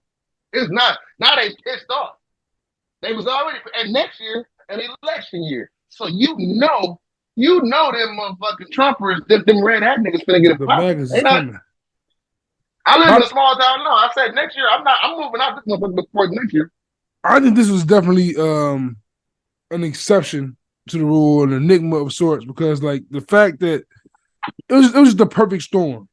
Like they won't move their boat, they get into this black security guard, and then the boat that the black security guard should make way for just so happens to be an all black boat. Like it was named Harriet. Named Harriet. It was perfect. That was the soul. You know what I thought of? Nigga, that was the souls of all the from Tales in the Hood. I swear. Remember that, bro? That was the Niglets moment right there. And I was happy as hell to see it. I was hearing Sam Cooke chants all come in my head when I was watching the video. Because I'm like, maybe this is the start of something of us unifying. Because what I was saying, what I was praying for, I'm like, I hope that black folks don't get on Twitter, X, whatever you want to call it, and start arguing about who was right or who was wrong. I hope you stand up for this. And the internet showed I ain't seen a day on Twitter that fun in a long time. A long time. Bro, long time, It's bro. been a long time coming. I just hope we continue it because honestly, if we're gonna get into the seriousness and severity of that situation, I've been saying this for quite some time. When Trump started running for office the first time, before he even became the president, and he was just seeing the energy change between like when they was getting a little bit braver and starting to poke their little chest out a little bit more. I said to myself, oh, there's going to be a civil war on American soil in our lifetime. I've been feeling that way. Like, ever since That's coming. after that That's Michael Brown happening. thing, when Michael Brown happened, I felt that energy. Yes, It was there. yes, Because I'm not yes. sure about, I'm not sure I was you when you were, but like in Chicago, the I city was in was New Hampshire when it happened. the city was shut down. They shut Chicago down. Crazy thing is when Mike Brown died, because I had just moved back to Detroit from Texas. Mm-hmm. And my daughter was going to start her first day of kindergarten, and she was living in New Hampshire. So I got on the train to go up there to New Hampshire to just be around there for her Yeah, first day of school. And while I was on the train going up north, leaving Detroit, Mike Brown happened. So when I got to New Hampshire, I was surrounded by white people, and Mike Brown just happened. And it wasn't no black folks up there really, so it yeah, wasn't no riots and shit happening. So yeah, I was in the woods somewhere quiet, sitting on my phone, watching it all happen. And I guess I didn't think about it then because it was like Trayvon had already happened, but yeah, then Mike Brown, the pattern was starting. yeah. It So was I'm like, starting oh, here we go. because And when Trayvon happened, Trayvon was like, "Whoa, what y'all I was in doing?" Texas when Trayvon happened. That's terrifying. That's And terrifying. the energy. That's what I'm saying. And I believe, and it's sad, it's a sad thing, right? Because me and my cousin, I got a cousin in Houston, Trust. I'm gonna start sharing some of his music on my platform too, because he's dope. But he's very spiritual, very enlightened, very like if Farrakhan was a real person, it's my cousin. Fair candy. So we have these discussions a lot. You know what I mean? And Mm-hmm. I've been saying for the longest that because I don't really like woke niggas. It's like, okay, what? We're going to okay, Mr. Conspiracy Theory. Let's just say for the wokest woke nigga on the internet, okay, we put all this shit out. Now what? What's our next step? Are we gonna unify? Because ain't no point in us being soapbox dog whistling to our own people to get together if it ain't gonna happen. A lot of us is too lost in the sauce. And I'm glad to see what happened in Alabama happen. But when it go down, are we all going to stand up and do that? Well, that's the thing about social media in the era of social media. It's like, and especially with this whole, even with the kind of correlating to like the whole everyone wants to be an entrepreneur thing. Everyone's so individualistic nowadays. Everyone's so independent thinking. Everyone wants to be their own leader. That in the '60s, when Martin Luther King and Malcolm X organized things, people will follow. Like people are so reluctant to follow nowadays. It's like, will we ever unite in that kind of way ever again? Because like we can't really organize the way we used to organize. That's what I Sadly, mean. And you would think with social media this would be easier. you would, but like it almost happened with the Black Lives Matter thing. But of course, that became whatever happened with that. It became what it was. Yeah, And that's what I'm saying. And I think, truth be told, when that civil war does happen, it's not gonna look like the one in the 60s. It's going to right. be more violent. It's going to be more visceral. And the thing about it is, you're going to have people of all races, genders, colors on Because now, both sides. because now we have had a taste of quote unquote power. We like back then they muzzled us. So like we were much more like with MLK. We were much more calm with the way we approach things. We are much more like as far as organized going. We were much more able to boycott. We weren't. Now only no boycotts happening. These will be riots. It won't And the be. thing, right, exactly. And the thing about it is, everybody got a cause. Everybody has a think about it. You got the blacks telling Fat Joe and Carter they can't say nigga. You got LGBTQ saying that our pain is just like the black people's pain, and but you got people on all sides who agree with both things, right? You got Yeah. look at Candace Owens. So at the end of the day, on their side, whatever I guess people who want to keep motherfuckers oppressed, it's gonna be black folks and gay folks and everything else standing over there saying that what Trump and them people are doing is right. Yeah. So both sides are gonna have a little bit of everything. So this civil war is gonna be like Captain America. Remember the one where they was all fighting? Like this is Facts. gonna be Yeah, crazy. And yeah. I'm afraid. I'm honestly afraid. And I really hope that this might sound a little something to say, but I hope that I don't live to see it, so my kids ain't gotta live to see it. But Yeah. I mean, what could be the end result? At the end of the day, I also don't want them to keep the systematic shackles on us either. So if a civil war gotta happen for us to overthrow that bullshit, then I guess it gotta happen. Because I know if I was in a scenario, I would have been on the phone. I've been fucking them people up too. I just hope the Civil War like happens before the World War happens, I guess, because like well I hope I don't know. It's gonna be some more wars happening. Like it's coming. It's just And it's going to happen on American soil. yeah, sadly. But yeah, man, and just I guess as we going through history, talking about shit. By the time this episode drops, it'll be around August 14th, something like that. August 14th, the 20-year anniversary of the Midwest blackout, or that blackout that happened Mm-hmm. in '03. Mm-hmm. I don't know, because you was in Illinois, and I remember talking to my best friend at the time, and she was going to Danville, Illinois, leaving Detroit. Did the blackout affect y'all down there? No, I don't think so. I heard of it, of course, but I don't think it reached us in So y'all Chicago. didn't have no blackout in Chicago That's about in nothing I '03. remember of. No. Nope. That's crazy. Hey, nigga, that blackout was 20 years later. I'm reflecting on it, and I'm thinking about that time because the entire city was dark. I Did did we the have a city, blackout? everything in Michigan. '03, the 2003 blackout. If That we was in did, '03. bro, I ain't gonna lie to you. Marijuana has You might affected have been me a too lot. young to remember it. I was 13, 2003. Oh, no, you wouldn't have been young enough to remember it. You would remember if the whole city Yeah, went black. I don't think the whole city went black. I don't think I And I remember don't that think it one. did because, like I said, my best friend was going. She had family in Danville, Illinois, and they was already going on a trip down there. So she wasn't affected by it. Now that I think about it, but in Detroit, Because I think it hit somebody. Danville is much south for us. Danville is close to Detroit.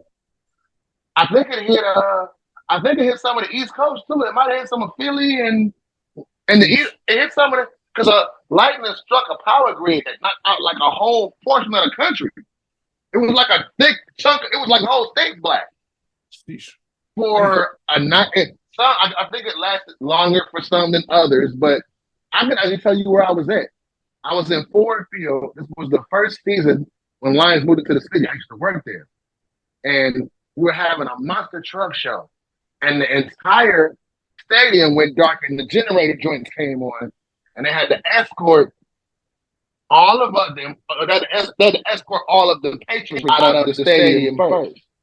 My mom was driving in the crash, bro. This is a major street in Detroit. Like the street. Can you hear me? Can you hear me?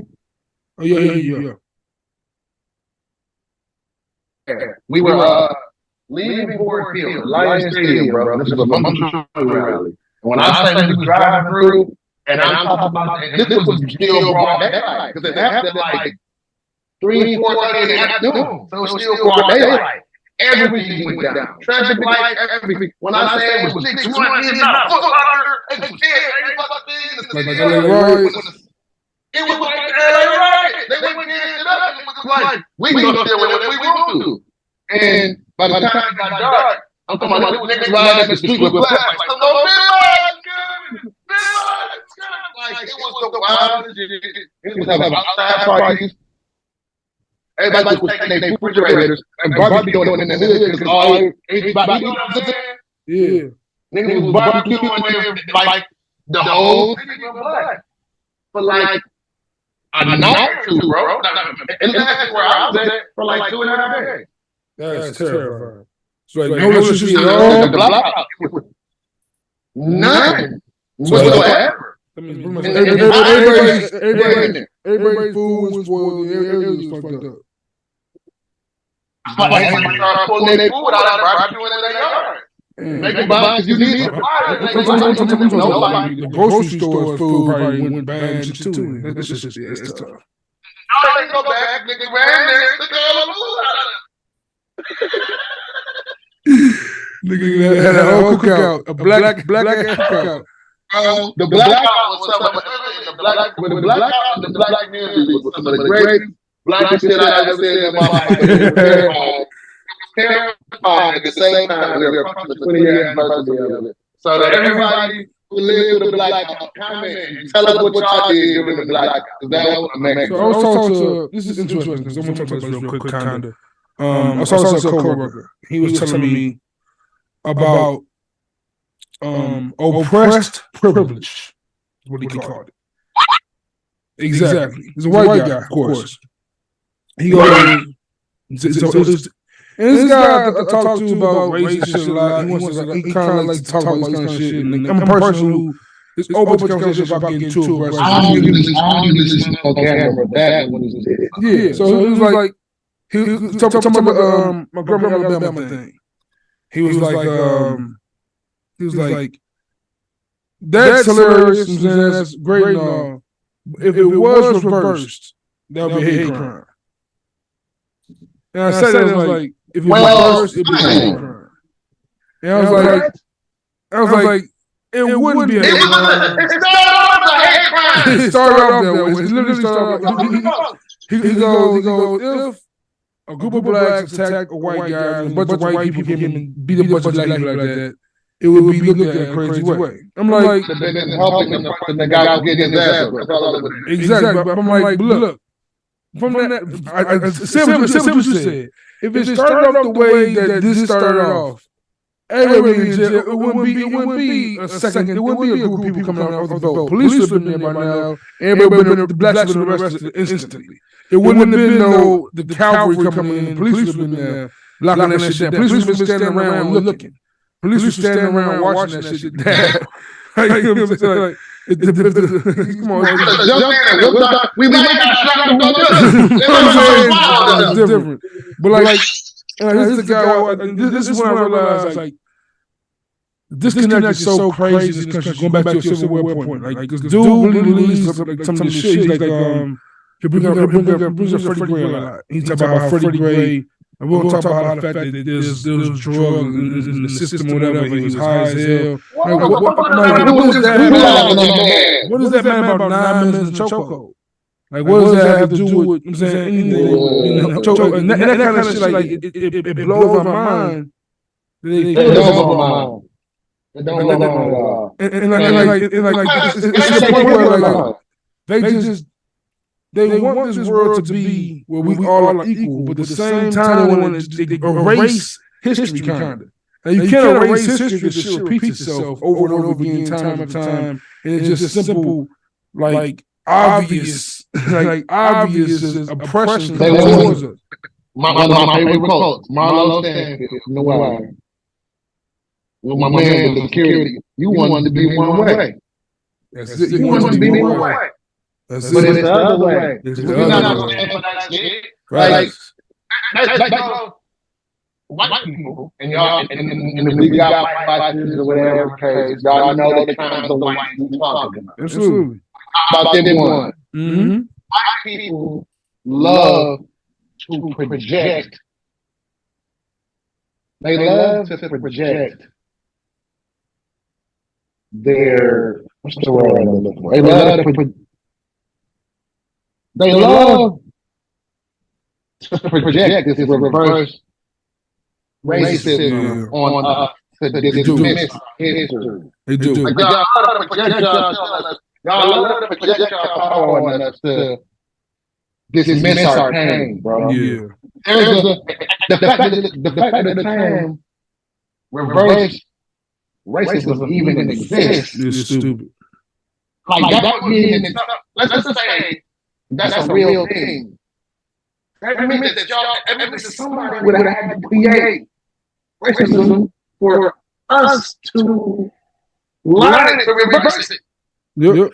And it's got like once for real, like me. Like I'm not a big in conversation, right? I'm not gonna go back and forth with you forever. Say what you're gonna say. I'm gonna ignore your ass at a certain point. So dude was like, exactly. For what? What point of reality? So dude was talking to me. We talk all the time, right? He's talking to me about like how much just like terms like Black Lives Matter or Black Pride. Like, why do you hate these terms? He goes, exactly. I'm engaged. Fuck it. Let's go. And like I played this Michael Che clip, Michael Che comedian. He does a whole joke. He goes back to like how, well, 9/11, I'm say all buildings matter, right? And dude like was offended. Like, how are you offended by that? But not offended by this. He goes, because it don't have to be.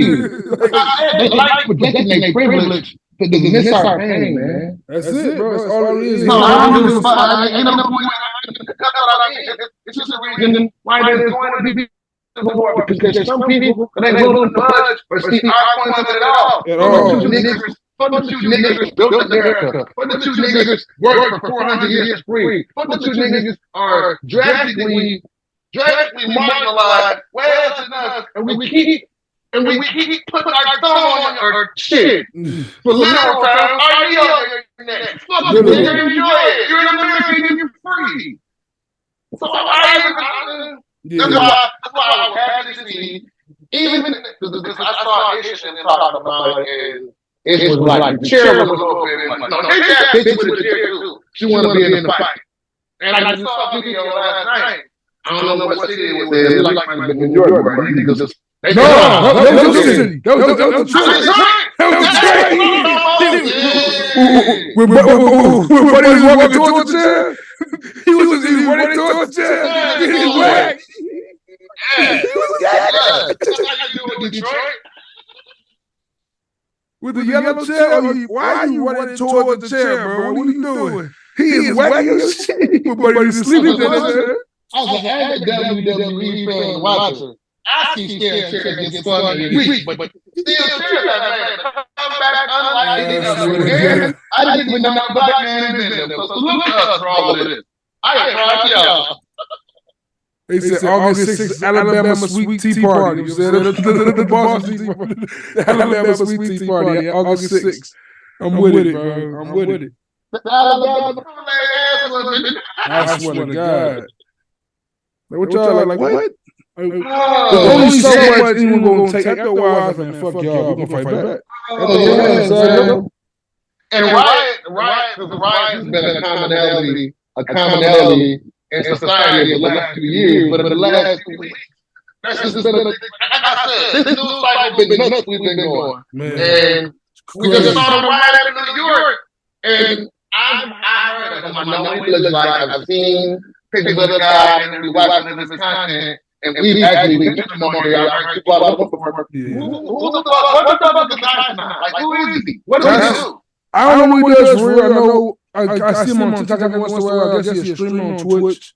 Plays video games, interviews rappers and shit. And I guess he did one thing one time. He broke a record. He like spent like literally 30 days straight streaming 24 hours a day. Like he streamed while he was asleep. He just stayed live. With 24 hours. So he's like the most popular one. He's up there. He's one of the most popular. Is he more popular than that? Or is he on the streaming side? I think so. I don't think Act does the Twitch thing anymore. I don't think. I think Act does like this rubber. I don't watch it, but I know he's still doing it. Yeah, I watch Act's like YouTube clips. I don't watch Act for real too often. Yeah. I saw these goddamn kids. Like Terry Unions, this shit shut down. It's a gift and a curse because as much as that annoyed me and didn't scare me, I like that about them too. Yeah. That's why I said when the women pop off, you might stay for real. Because they don't give a fuck, bro. Them niggas is a nigga. So about style. Real quick, we'll pivot. Mention not you go ahead. Hold on, because I want to know what kind of society it is. Because if he that high, because I only heard his name twice, and it's both been behind some crazy shit. The one was an alleged sexual harassment thing where some, with a chick, where somebody got raped in his house, but he claimed not guilty and he didn't get about it. And I'm assuming because they come back up, he won and he was not guilty. And this shit, which is essentially going to make him a lot of money, a lot more money. Yeah, I would just see marketing. If it was a marketing tool, fine. But I just hearing his name here bullshit, and he's right in the 700 years. I don't want to happen to the dude, bro. He definitely popped. He definitely got like. I want to say that's too dumbass. He got interviewed by what's the boy name from Complex? Light skin dude on Complex. I forgot his name. It was one of the most popular interviews on Complex. I forgot his name. That's Scotty. Something weird. Anyway, he's interviewed by him. Some of the money he makes off Twitch, and he pretty much is bringing home like $1 million a month off just streaming, like from subscribers to like just the ad dollars on Twitch. Like he's doing numbers. Like, that's good. I'm good for him. And speaking of Complex people, I know she wasn't on Complex, but at some point in this show, not on today's episode, but Speedy's his name. Speedy, okay. Speaking of like his personality, at some point in the duration of this series, we gotta have to talk about Scotty B. But anyway, go back to what you. Glory be to God. You know what I'm saying? I you alright too. We're gonna talk about her. We're gonna talk about her eventually, but. Hey, shout out to Scotty B. Hey, keep doing your thing, Scotty. Hey, it's all right. But when the time comes, I'm gonna kick her back in. But anyway, I mean, she definitely be on that woke boat a lot. Yeah, I'm gonna kick her back in one good time. But when we go pivot to, sir? So in the recent news, the news cycle we had, this has been gone last. There has been a conviction on our boy Tory Lanez. You know what I'm saying? We got that boy got a 10 that boy got a 10 piece. That's what I expected. I 10 piece spice. I ain't know, bro. I ain't know. Tory Lanez, they gonna make an example out of him. I knew that. I don't have an opinion on that's crazy because the first episode of Big Rant that just happened. So the first episode of Tory of Big Rant is about Tory mass shooting, and I don't think that's wrong because I don't really give a fuck. I don't care. I don't care about I don't care about the sentence. I'm so glad we stopped talking about this shit. I don't really talk about it no more, and I think that. Do I think he deserves it? Who am I to judge what he deserves? I don't know to this day. And I referenced the first episode of Big Rant because the court of law said what it said. We know that they're locked up. Who didn't do it? But like they said they did. Whether they did or not, the only people who ever really know what happened that night. But I said Joe Budden podcast had a great point. If you look at what he was charged for, it's really hard to argue against it. He was basically charged for wielding shooting a gun in public, having an unregistered gun in his car, and something else. He was never charged with actually shooting Megan Thee Stallion. Well, for that, it means it's hard to deny it. A one drunk night. Just ruined this. You worked and built all of this from nothing, and you blew it in one drunk night off of some pussy and some ego. I just can't imagine like shooting like. I like Tory too. And apparently also like they had the defense had like one lead witness who was a man across the street saw through the window, and he didn't tell the defense what he eventually said on the stand, which was he saw Tory's gun in the sky. I guess he was flipped by the prosecutors. And that's what pretty much fucked him. And Tory never to stand himself on top of all that. Like it's like, damn, you just poorly represented on top of all this shit. Like, unfortunate. But at the same time, like, you gotta shoot women, man, to your ass down, regardless. But like, you know, I don't know what happened. Like, no one knows, like you said. I want to hide because one, we're seeing backlash for like certain artists like Drake and Iggy Azalea who gets to show support towards him after the sentencing. Everybody gonna backlash something. This point, I only brought it up because we mentioned a few female artists. Mentioned Nicki, mentioned some other artists of this ilk. I'm wanting to ask you, do you think this hurts Meg's career going forward? Do you think Tory can come back? Meg, is her career at all phased by this? Yeah, Meg Thee Stallion. Meg, the poker shop get shot, and it should be. Big, bro. Hey, Big, you my dog.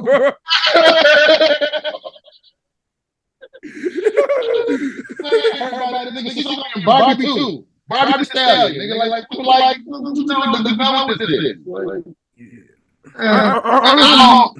it took so long. I really didn't want what's going to happen. It took it's been 4 years now.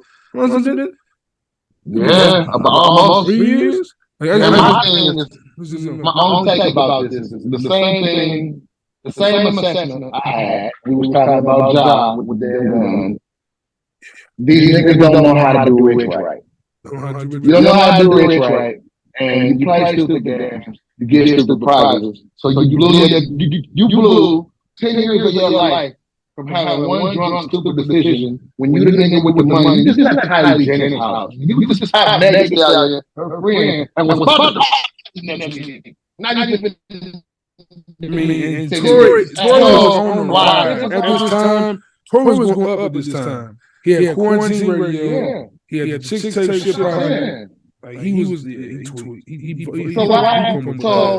I feel like at the end of the day, I had the gun. Megan Thee Stallion. At the end of the day, Megan Thee Stallion was shot. We do know this. So what we saying right now is Megan didn't lead that night. And it is what it is. So play stupid games and stupid prizes. So I empathize with Cindy not giving niggas grace. Cindy not giving niggas grace and trying to rehabilitate people, locking them away when he could have been something productive and helped the whole community from his dumbass decision. I empathize. I'm trying to sympathy for the person who shoot with his fuck for being not predicament. Definitely. Definitely decisions across the board. Especially you got security with you. Why do you have an orange gun? I can understand this happening more. Bro, you and Beverly Hills live in Kylie Jenner's house. Fuck you, stupid. Where that dumb shit? Man. Dumb. All these people out here struggling, and you blew that kind of bag. They don't tell me you pay $2 million just for the court. I'm talking about the gang. Hell yeah. What's some DMs? That was crazy. Them DMs was insane, bro. Hey, the little trans thing happened like years ago, that was one thing. Them DMs, bro, that was nuts, bro. He invited another dude to a threesome with a dude. That's crazy. What kind of training do you call that? That's crazy. Shit's about.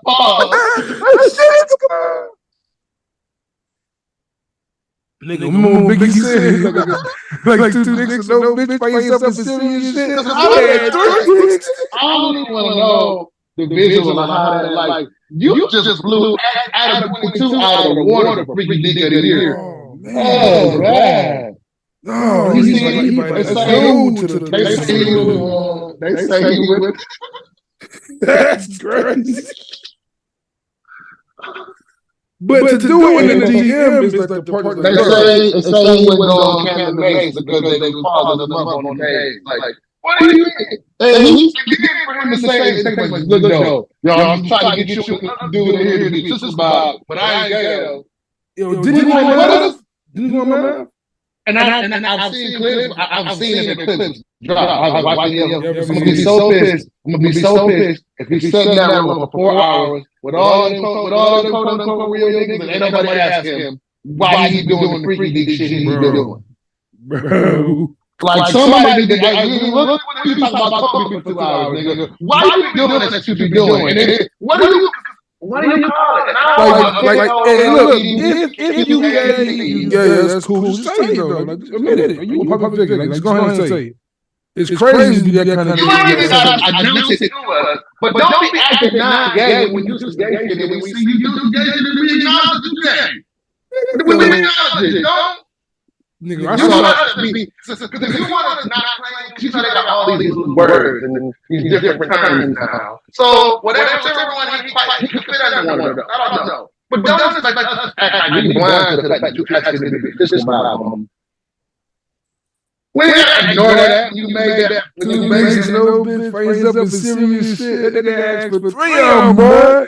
That's crazy. Look at in the house. What is kids? I hope baby mama's pissed.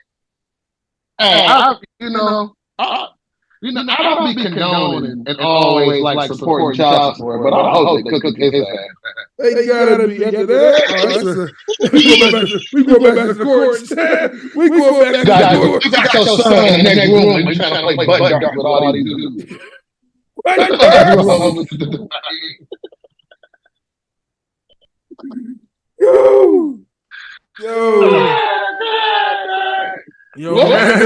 Imagine being the very bottom dude. That's crazy, bro. The bottom on the bottom. The bottom on the bottom.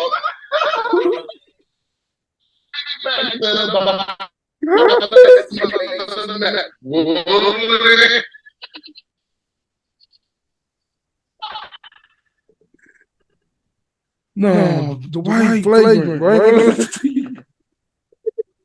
Why you doing that shit in DMs though? Why you doing that in DMs, bro? He doesn't try to act. Why you make nobody decide sign no NDA with the whole night playing butt dark?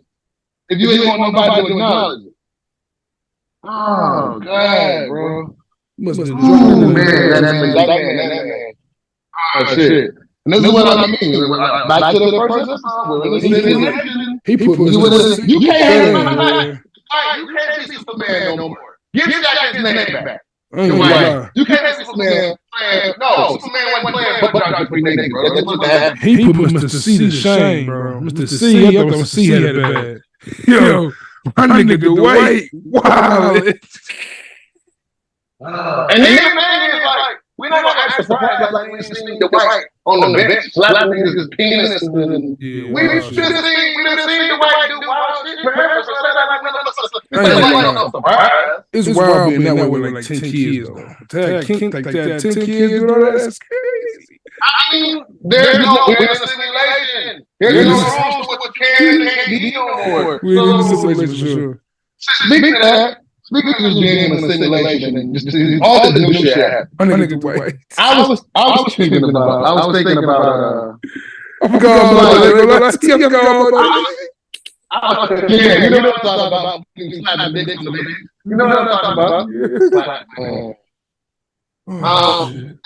Just us living in this world. There are like with all this stuff that's happening, all the new everything's crazy. Every day is a different thing. The riot, the Cossack shit, the Alabama brawl, Trump being president. Like this is remember when I was referring to you about the book Idiocracy?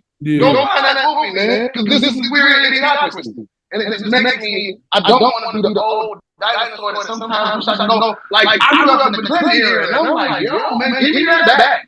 I know they put no niggas in jail if anybody.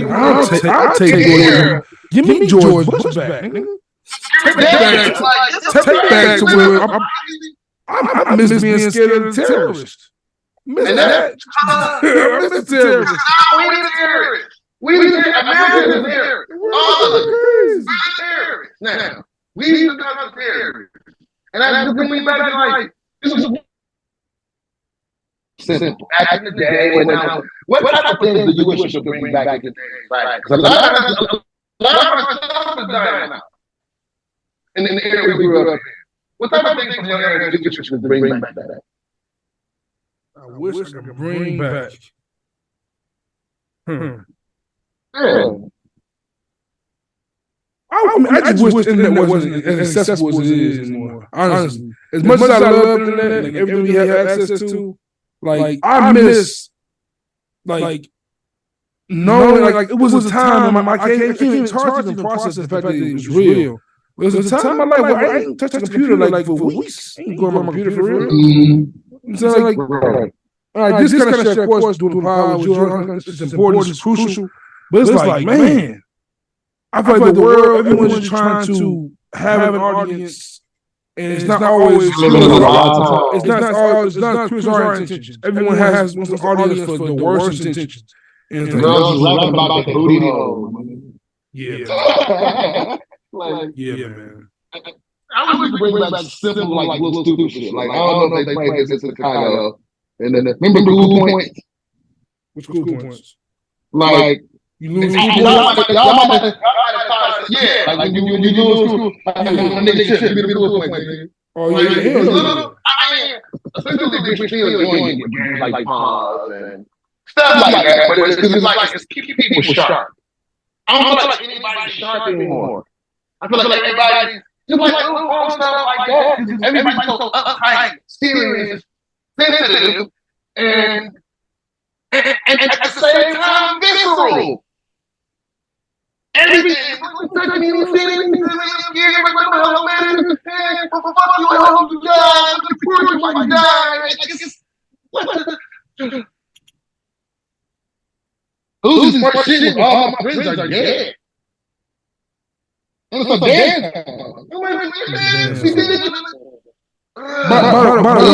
By the way, Lil Uzi Vert DJ Drama really did try to tell the world that I want to rock on top. And that's already gone. It's gone. I just heard dreams last night. Literally. Literally, bro. Like every time I go to the bar, play my head that song. I was in the strip club. Hey. I don't know the club a lot. Like I used to in my 20s. So I haven't frequented them much. So I don't think I was in. I don't think I've been in a strip club really like that since Dream Night. That was crazy. Oh man. Yeah. I'll be back. I'll be back. These nightmares go crazy. Like me, like I think it was a Joe Budden. This is recently called the Black National Anthem. Like I'm with it. I'm with it for sure. I pray that to that moment like this. My birthday weekend, I was looking in the sky. Feeling this shit. I'm feeling it, bro. Ah, shit. News cycle, we can't end this year without talking about wisdom and the conscious not conversation. DJ academic. We're at the Queen. The Queen. The Queen. I'm saying he looked like Jerry from Ramen. And like it goes back to a few things we can discuss. Being outside, that need for attention. And for me, I feel like academics. Niggas being overly sensitive. Academics, man, like he's always. I don't want to take shots at him. Like it's easy to take shots at him. I was thinking what he built in this. I used to understand you. And so like I used to couldn't stand him because of shit like this. Like this is exactly why I couldn't stand him. Yeah, this is to bluntly put it, it's bitch shit. Yeah. It's like you all baddies, my nigga. You have to do like Vic told you to slap you in your face, right in front of your face on the same show, and you ain't said nothing. My thing is, one, he apologized because they cool now, but the thing to me that's crazy is you took shots at Eric talking about every rapper nutted than you, or rapper nutted than you. Like those are baby fathers, for one. For two, what's the academics dating that girl in the pile who like literally got trained on by the side team? You don't again play stupid games, get stupid prizes. You know what baby's father is? Jail electronics will really go touch. Like you don't want to touch you. You don't want to smoke with them people. DLC really gonna touch you. DLC really gonna touch you. And jail electronics got the NOI boys behind him. He got the men behind. He got the men. It's this is what I mean. And 3K is 3K, but 3K knows the family wasn't no nice boys. But my thing is this. It goes back to, and we just so blind, even when we talk about it, right? We might be talking about people's artistry and whatever critique of it is, but I'm not going to never say too much about the person that I don't know, because we gonna be traveling and shit too. We travel, and you don't know who they know. Everybody got somebody that love them. I'm just like, ain't got no, because he got money. If you get money, you can have anybody do something done for you. Right. But act don't be coming outside, and this is you come on, bro. We from the hood. How many times have you been in the hood and saw a dude doing too much of the hood, white girl over the water gun, call the wrong girl a bitch, get his head blown off? You know what I mean? But it's like I just expect, and of course you shouldn't expect this from nobody. But like even as corny as academics has been in previous incidents, I would just assume that someone to Erykah Badu's stature in history, you would show a little bit more grace and respect for it. And respect, and it's like that Rhapsody line. Nobody knows the true religion, so why nobody knows to pay respect and mind their business? You know what I mean? Nobody give a fuck about that. No, we all violate each other with no fuck giving, because we can hide behind these screens like cowards. Hey, go where he always say that. I'm inside. I don't go nowhere. So quit talking so greedy like the nigga can't steal pop somewhere. That's what I don't like. If you're not built like this, don't, like, I've been in the streets and done street shit. I've never been a street dude. So I'm not going to sit in front of no camera and project a certain type of energy. Like, smoke can't come my way, because I respect life, I respect the soil, and I've been out in some of this shit to understand it's not no game. It's just like this game. If you disrespect, the universe will disrespect you back. So stop playing like you invincible. Can't nobody touch you. Don't fat girl you're looking at. Bro, you mad over a fat joke, basically. That's crazy. I said that 5 years ago. Like, it's like, what's happening now? You look like Jerry, nigga. Like, you look like Jerry. My thing is, I'm all for watching these dudes get success and become these personalities that they're able to feed their families and just create other avenues for other communities like what we're doing. I respect that, but if we don't do it and keep playing crash dummy to blow the mission, we wouldn't run in places moving backwards, no matter how much money we make. If you make a career off of talking about other people, even if somebody do it to you, you can't say shit. Just take it. It's like one, bro, with Erykah Badu. Erykah Badu called me Jabba the Hutt. Like, Erykah Badu knew who I am, bro. She know who I am. Erykah Badu. She knows who I am. She make on and on, bro. He made back in the day. When Jay did it, like, this person knows who I am. But they know, this is what I mean. We're in a society where we're lacking character. Simply put, we're lacking character and missing social cues. So now we lead without my numbers, my views, my money, because you a sucker bigger than nerd now. I don't really nerd as far as the actual intellectuals. Because he is a smart guy. I mean, it's a bigger than a dork. I don't talk about me money. It's like, remember that TV show, Jenny Devil, when we came on there, it was like, you were my crush in high school, look at me now. Yeah. So what? You gotta go when you're doing good. You bitch ass nigga, you couldn't live up being called Jerry to the point 5 years later.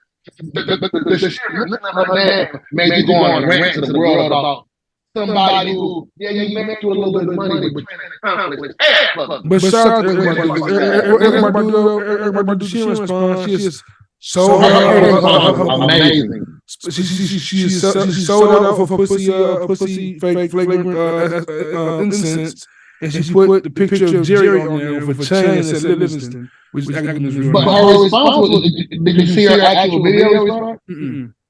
When she advertised it, her response was so graceful, and she said, "Go watch her response." I might put it in this clip, but it was like she called him a pussy, and then she yeah, and then but it was so graceful. It wasn't even She called him a pussy in the most respectful, most elegant way to call somebody a pussy, bro. And it was beautiful. I love it. It was a beautiful thing to see. And that's showing you how to age well and be graceful and not engage in the fuckery and shenanigans that these crash dummies are on the path of doing, because they are going to lead themselves into a brick wall, and some of us got to be the ones that preserve this culture.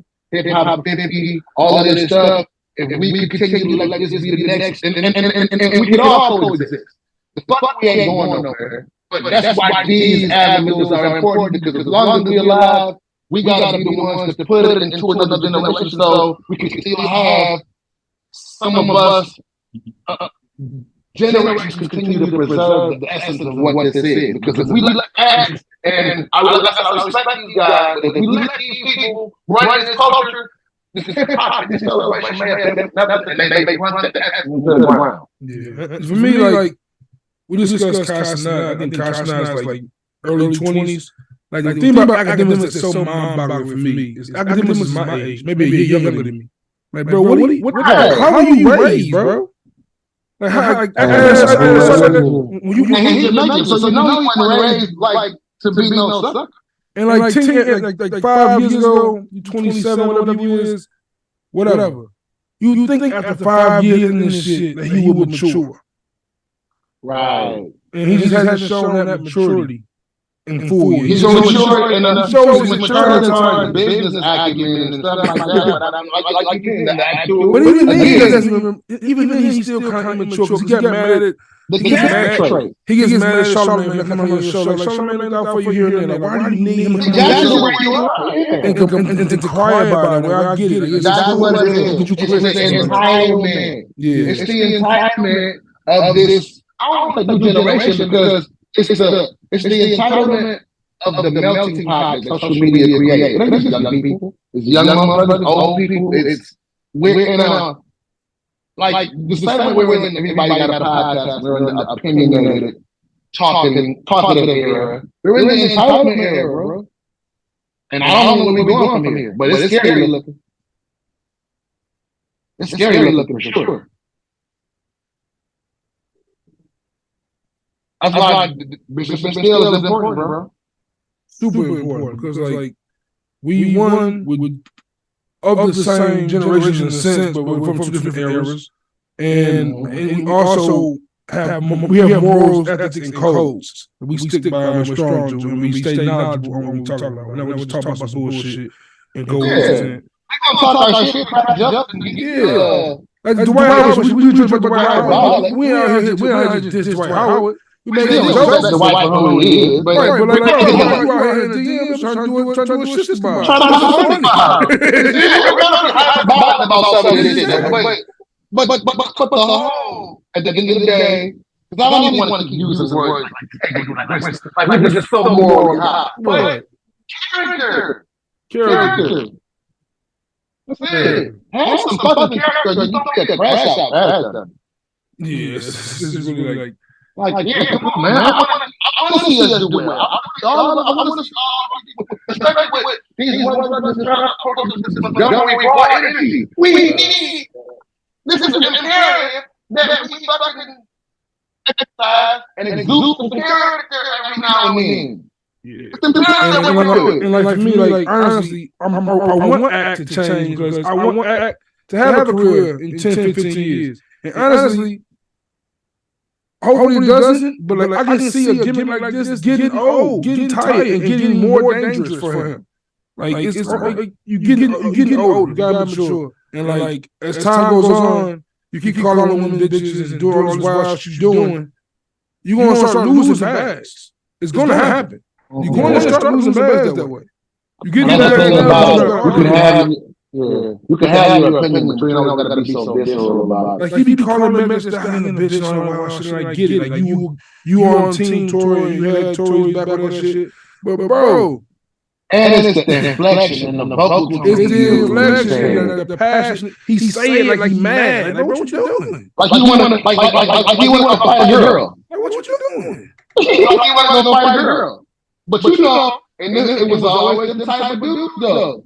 It was always, it wasn't a lot of them, but it's every hood got those dudes who won't come with the Porsche to scrap with you, but you gonna see the niggas fight a girl real quick. Right. She rejected him. Yeah. Hey, man. Hey, so if anything, that's the name of the episode. No bitchassness. Happy birthday, hip hop. Shout out to Shout out to that. Somebody want to bring back. Let's bring back no bitchassness. Hey, we don't give Puff enough credit, but it's making the band, bro. Yeah. You got that shit off. Yeah. We don't. Matter of fact, I'm gonna go break my old no bitch ass shirt out for one of these episodes. I got one in the closet. Let me get this one. And it's still Christmas. It's probably so baggy I can't even wear that today. But you know, that was the era. But yeah, man. I said the theme we going for this one. No bitch ass. I don't remember. Was that a diss to Enes? We made that shirt. Was that Turn to Enes? I gotta find them DVD. Bring back next event from next season so we can watch that. I would love to watch that. Come on, put that on DVD. Put it on streaming. Put it on Netflix. Come on, man. I want to see that. It was because it said red, no bitch ass nest. I'm wearing one of episode. Oh hell yeah! I'm definitely. But real quick before we got out of here, two albums I want to touch on real quick, if you don't mind. Magic 2 and Utopia came out. What were your impressions? I still haven't heard Utopia. I'm gonna get into it. I feel like I'm probably not gonna like it because Travis Scott really is my. It's very easy to see. Which I expected. He is the easiest sound. Yeah, but it's like. It's literally a song that sounds like Black Skinhead. Like it's identical. I heard a clip of that. I'm not a big Yeezy person. I like a couple joints, but yeah, Yeezy wasn't for me either. Yeezy wasn't for me. You give me Blood on the Leaves and keep the rest of it. But ooh, won't go that far. Blood on the Leaves, Black Skinhead, Bound 2. I like Bound 2. New Slaves. I like New Slaves. You don't like Bound 2? Which I the song and the video. The video's terrible. Video ruins the song. I know the song. Charlie, what's the point about the only thing I like? I don't care for the song. I don't like the beat. I don't like the song. You can give me Black Skinhead, New Slaves, I Am a God, Blood Leaves, and maybe the Chief joint. Hold on, I'm looking. Yeah, that's my shit. Hold on, I'm looking. That's it, but I was looking on that. And I wasn't a big, when that was crazy, I'm sticking on all that shit. I was going to make the next Drake get his shit up on that original beat. The hardest part of Utopia album probably is Drake verse. Drake verse is crazy. But I want to hear the part that I cut out. That's the part I want. Oh, yeah. I know that's what I want. But Travis is not, I feel like some music, you have to be in some music is environment. Period. It is. So, because they were like when I'm living, you just going to parties, palm trees, booties everywhere, not a lot of ass, just natural things, like all that doing bread. I want to hear certain shit. I don't want to hear caught off in that mode. So I feel like I gotta be in the mindset. I gotta be somewhere to hear Utopia, but I'm gonna give it a listen. But that Magic 2 it is what it is. Nas is on a strong run for you need to stop playing with my name when you mention Jay-Z. I think it might be the least favorite I've had of the 5. But when I first put it on, I was definitely like that one song was called shit. But it's one of the last joints. It gave me Tupac vibes. I was like, damn, hearing Nas kind of song with that kind of energy remind me of Pac. It was crazy. What's that shit called, man? I'm pull it up real quick. I don't know which one. I'm gonna go back and listen for that. See if I hear that. Pistols on your album cover. Oh, that's my favorite song on there. He came on like, oh my God. That's my favorite song on there. Yes, that song going into the last song, 21 Savage, is crazy. That 21 Savage song is crazy. That song is from when they put that shit on around the time they had that whole Clubhouse ordeal with 21. They did this song Right after that whole thing that happened with 21, like quote unquote said I was overrated with it. That was what he was trying to say, but that's not there. We didn't explain one thing. Somebody wanted to hurt that. I heard the song when it came out, and it was cool then. It definitely sounds better in the scope of the album. For sure. Yeah, but Utopia's dope. I think you like Utopia, but it's Travis Scott albums. I think I'm gonna like it, but yeah, you gotta listen to what it is. I really wanted to see him do that performance in Cairo. That would have been fire. But bring it back to act real quick. Like, academics got mad at Travis for not being introspective and talking about the fucking people dying at Astroworld concert. Man, this would be no bitch ass. At the title, so no bitch ass. No bitch ass. That's it. Just reaching, bro. He be reaching for shit like that. I don't want to talk about the nigga no more, bro. Act reaching. And like you said, just start respecting act. Just get a string of and I like dude. I like him, but he's gonna have a voice on his podcast next week. So interesting. Oh wow! Yeah, I listen to it. Bitchassness. And news like the world. Y'all see me out here doing some bitchassness. Call me on it. Real shit. I ain't gonna take personal. It's called accountability, bro. It's all it's called. Yes, nobody's exempt from bitchassness. Nobody's exempt from it. The thing is to build character. Except for Jadakiss, apparently. What you mean? Jadakiss. I'm about to Jadakiss Black verse. Our next episode, I'm on the search. I'm telling you, Whack Kiss verse. There is none. Fire one, Jay-Z's best rapper again. There is none. Okay, look, before we get out of here, because I said we're going to start doing this more. Maybe we challenge them with a thing. I'm scared. You gotta know. I don't have it. You got an unpopular opinion? Unpopular opinion. Ooh, do I have one? Ooh. You got might have I'm sure I have one in my somewhere. Any reasons? Any unpopular opinion? Because everybody, people say that now. They don't really do that unpopular. They be like, people feel like this. A lot of people feel like people have unpopular opinions. That ain't that unpopular. Like I see a nigga say some shit. It would be unpopular opinion. It'll be like this album wasn't. This album was highly underrated. It'll be an album that when it was hot, it wasn't underrated. It was written underrated. Yeah, it was written. It was written that shit, bro. It was underrated, but y'all just don't know. Shit. That's top of my head right now. Damn. I don't got my election shit was unpopular as hell. Jadakiss. Between Jadakiss, Outkast, you got me on 3 of them. I'm on a roll.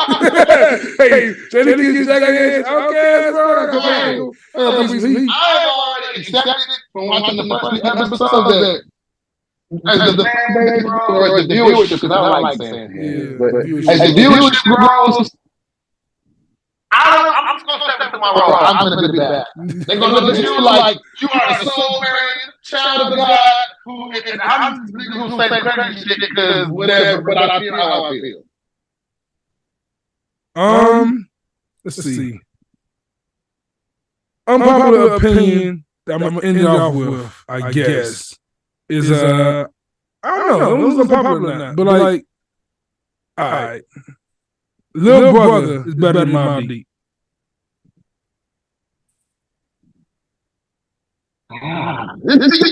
Being a fan. But lyrically, I can't say that. Lyrically, I can't say that. I don't. Okay. Okay, face froze, bro. I'm not in froze, bro. Because you know, eventually we gotta get to the conversation. And I was just going through my catalog, and we know Mike is killing the pop and all that, and he's got that, but that catalog ain't fucking with Prince catalog. I'm with you there. I'm a Prince guy. So, mentioning that, I'm sure you on Facebook. We did a post on Facebook. It was 1 month ago. I did 4 names. It was 1 month ago. It's tough. Prepare yourself. Prince. Mike. One must go between Prince, Mike, Stevie, and Marvin Gaye. You are the devil proposing that. When I saw it, I was like, yo, this is impossible. Mike, Prince, Stevie, Marvin Gaye. Yes, sir. And like for me, it's impossible, but once I think about it, it's easier than it seems. I can't get from that. I mean, I chose Marvin. Only because Stevie and Mike both they started as kids. And what they did after that is incredible. And for me, but the family reunion joint. Like, Marvin's one of the I want you to love me too. Like, Marvin is the heart. We don't get the heart 5 minutes Marvin. We don't get a lot about Marvin. We don't give Marvin. I ain't gonna lie to you. Much as this hurt me to say this one. Oh my God, I'm scared now. Don't do it. What else you gonna say? I feel what you're gonna say. I know you ain't gonna make my Prince. So I know you gonna say. I almost want to kick Mike out of here. That's impossible. I almost you are not alone. Like, you are not alone. I might want to get him out there off that. What was that song? Something Lady? What's this called? Here's a couple songs. I can't get that. I can't get like Man in the Mirror. And think about Mike that's tough. Is Mike with the Jacksons? Man. And I almost want to say Stevie. I'm disrespectful. I'm from Detroit. I can't say Stevie. Like, you literally cannot say Stevie. Literally. And Prince ain't going no motherfucking where. I don't care. I'm not giving it. I told you, Marvin, when we had options. Yeah, I guess Marvin gotta go. I guess Marvin high. Ain't no valley low. Oh, man. Ain't no river wide enough, baby. Yeah, it's tough. It's tough. It's tough. Remember the Titans, bro. Oh, no. Yeah, bro. Nigga that made What's Going On gotta go. It's crazy. When you put him in there with them, that's you know what? Marvin's career wasn't long enough because of unfortunate circumstances. So we don't got enough. Them, those are generations. Yeah. Marvin was only in one generation, so I guess you gotta just on that technicality alone, we gotta take Marvin. That's a tough one. Marvin is my guy. Marvin is my guy, bro. I was amazed by how people took out Prince in my timeline, but then I realized like people don't realize everything Prince made. People just think of Prince and think Purple Rain. Like you gotta think of you gotta think of what's your favorite Prince song? My favorite is Diamonds and Pearls. Mine is Song of the Times. Ooh. Song of the Times, that boy.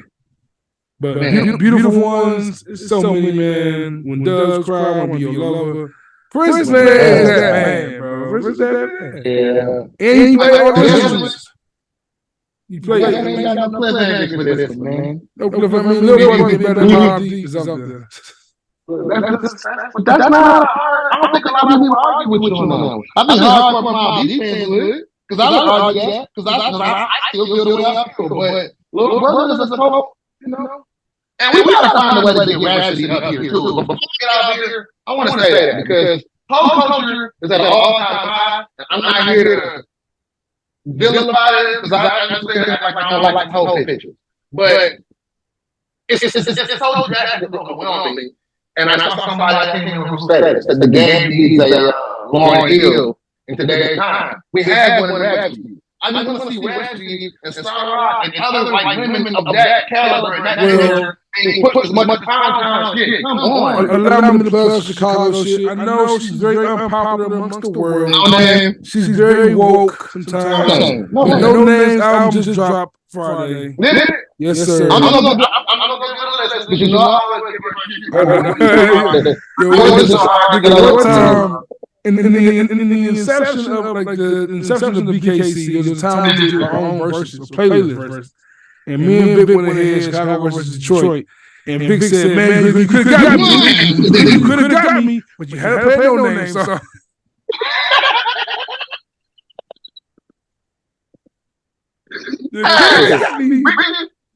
We gotta figure that out too. I want to somehow find a way to y'all know if you can do it on YouTube. Maybe you still can. We need to go live on Instagram or something to get back that person back. Yeah, even just share playlists, something to that regard. We look at dope little playlists, and we did playlists back. Our friends will stay together, and we need to start playlists. Yeah. And we find a way to curate it and put it out for the audience. Us doing the first dating would be fire. Fire. Because come up with different, like we just talked about my friends. We still ain't. We did each other in Chicago. We were supposed to do Drake a long time ago. I'm still down for that one. Whenever you ready. Yeah, you was Drake, right? Of course. What? I'm telling you, Drake. What's tougher now? It's been 3 years. Now Drake has dropped like 3 hit albums. He dropped Her Loss, Everybody Love Boy, and Scorpius. Yeah. I might smoke you now. It's ugly. It's ugly now. I might smoke you now. Bro. We tough now. That's still stand with you, man. You know nigga crazy. Stand with man. But yeah, bro. That was good. Another good episode. Always real smooth. Damn 3 hours. We be vibing. We hit it this time. We be vibing, bro. We be vibing. And we start to shake some of their You know what I'm saying? Slowly but surely, man. But yeah, please make sure y'all follow us on all socials, man. I'm Juice in the Hood on Instagram, Juice All Hoods on Twitter, and bro Vic, Uncle Van Glorious. On everything. UNCLEBANGLORIOUS. Yeah, Uncle Van Glorious. And Van Glorious Media on Instagram. Good and all. Good Van Glorious. Stop the X-Clan. Top 50. Van Glorious. Van Glorious. Hell yeah. Hard body. Hey, birthday hip hop. Happy birthday, Vic, man. Until next time, we is Bishop and Steel. Peace. You got it.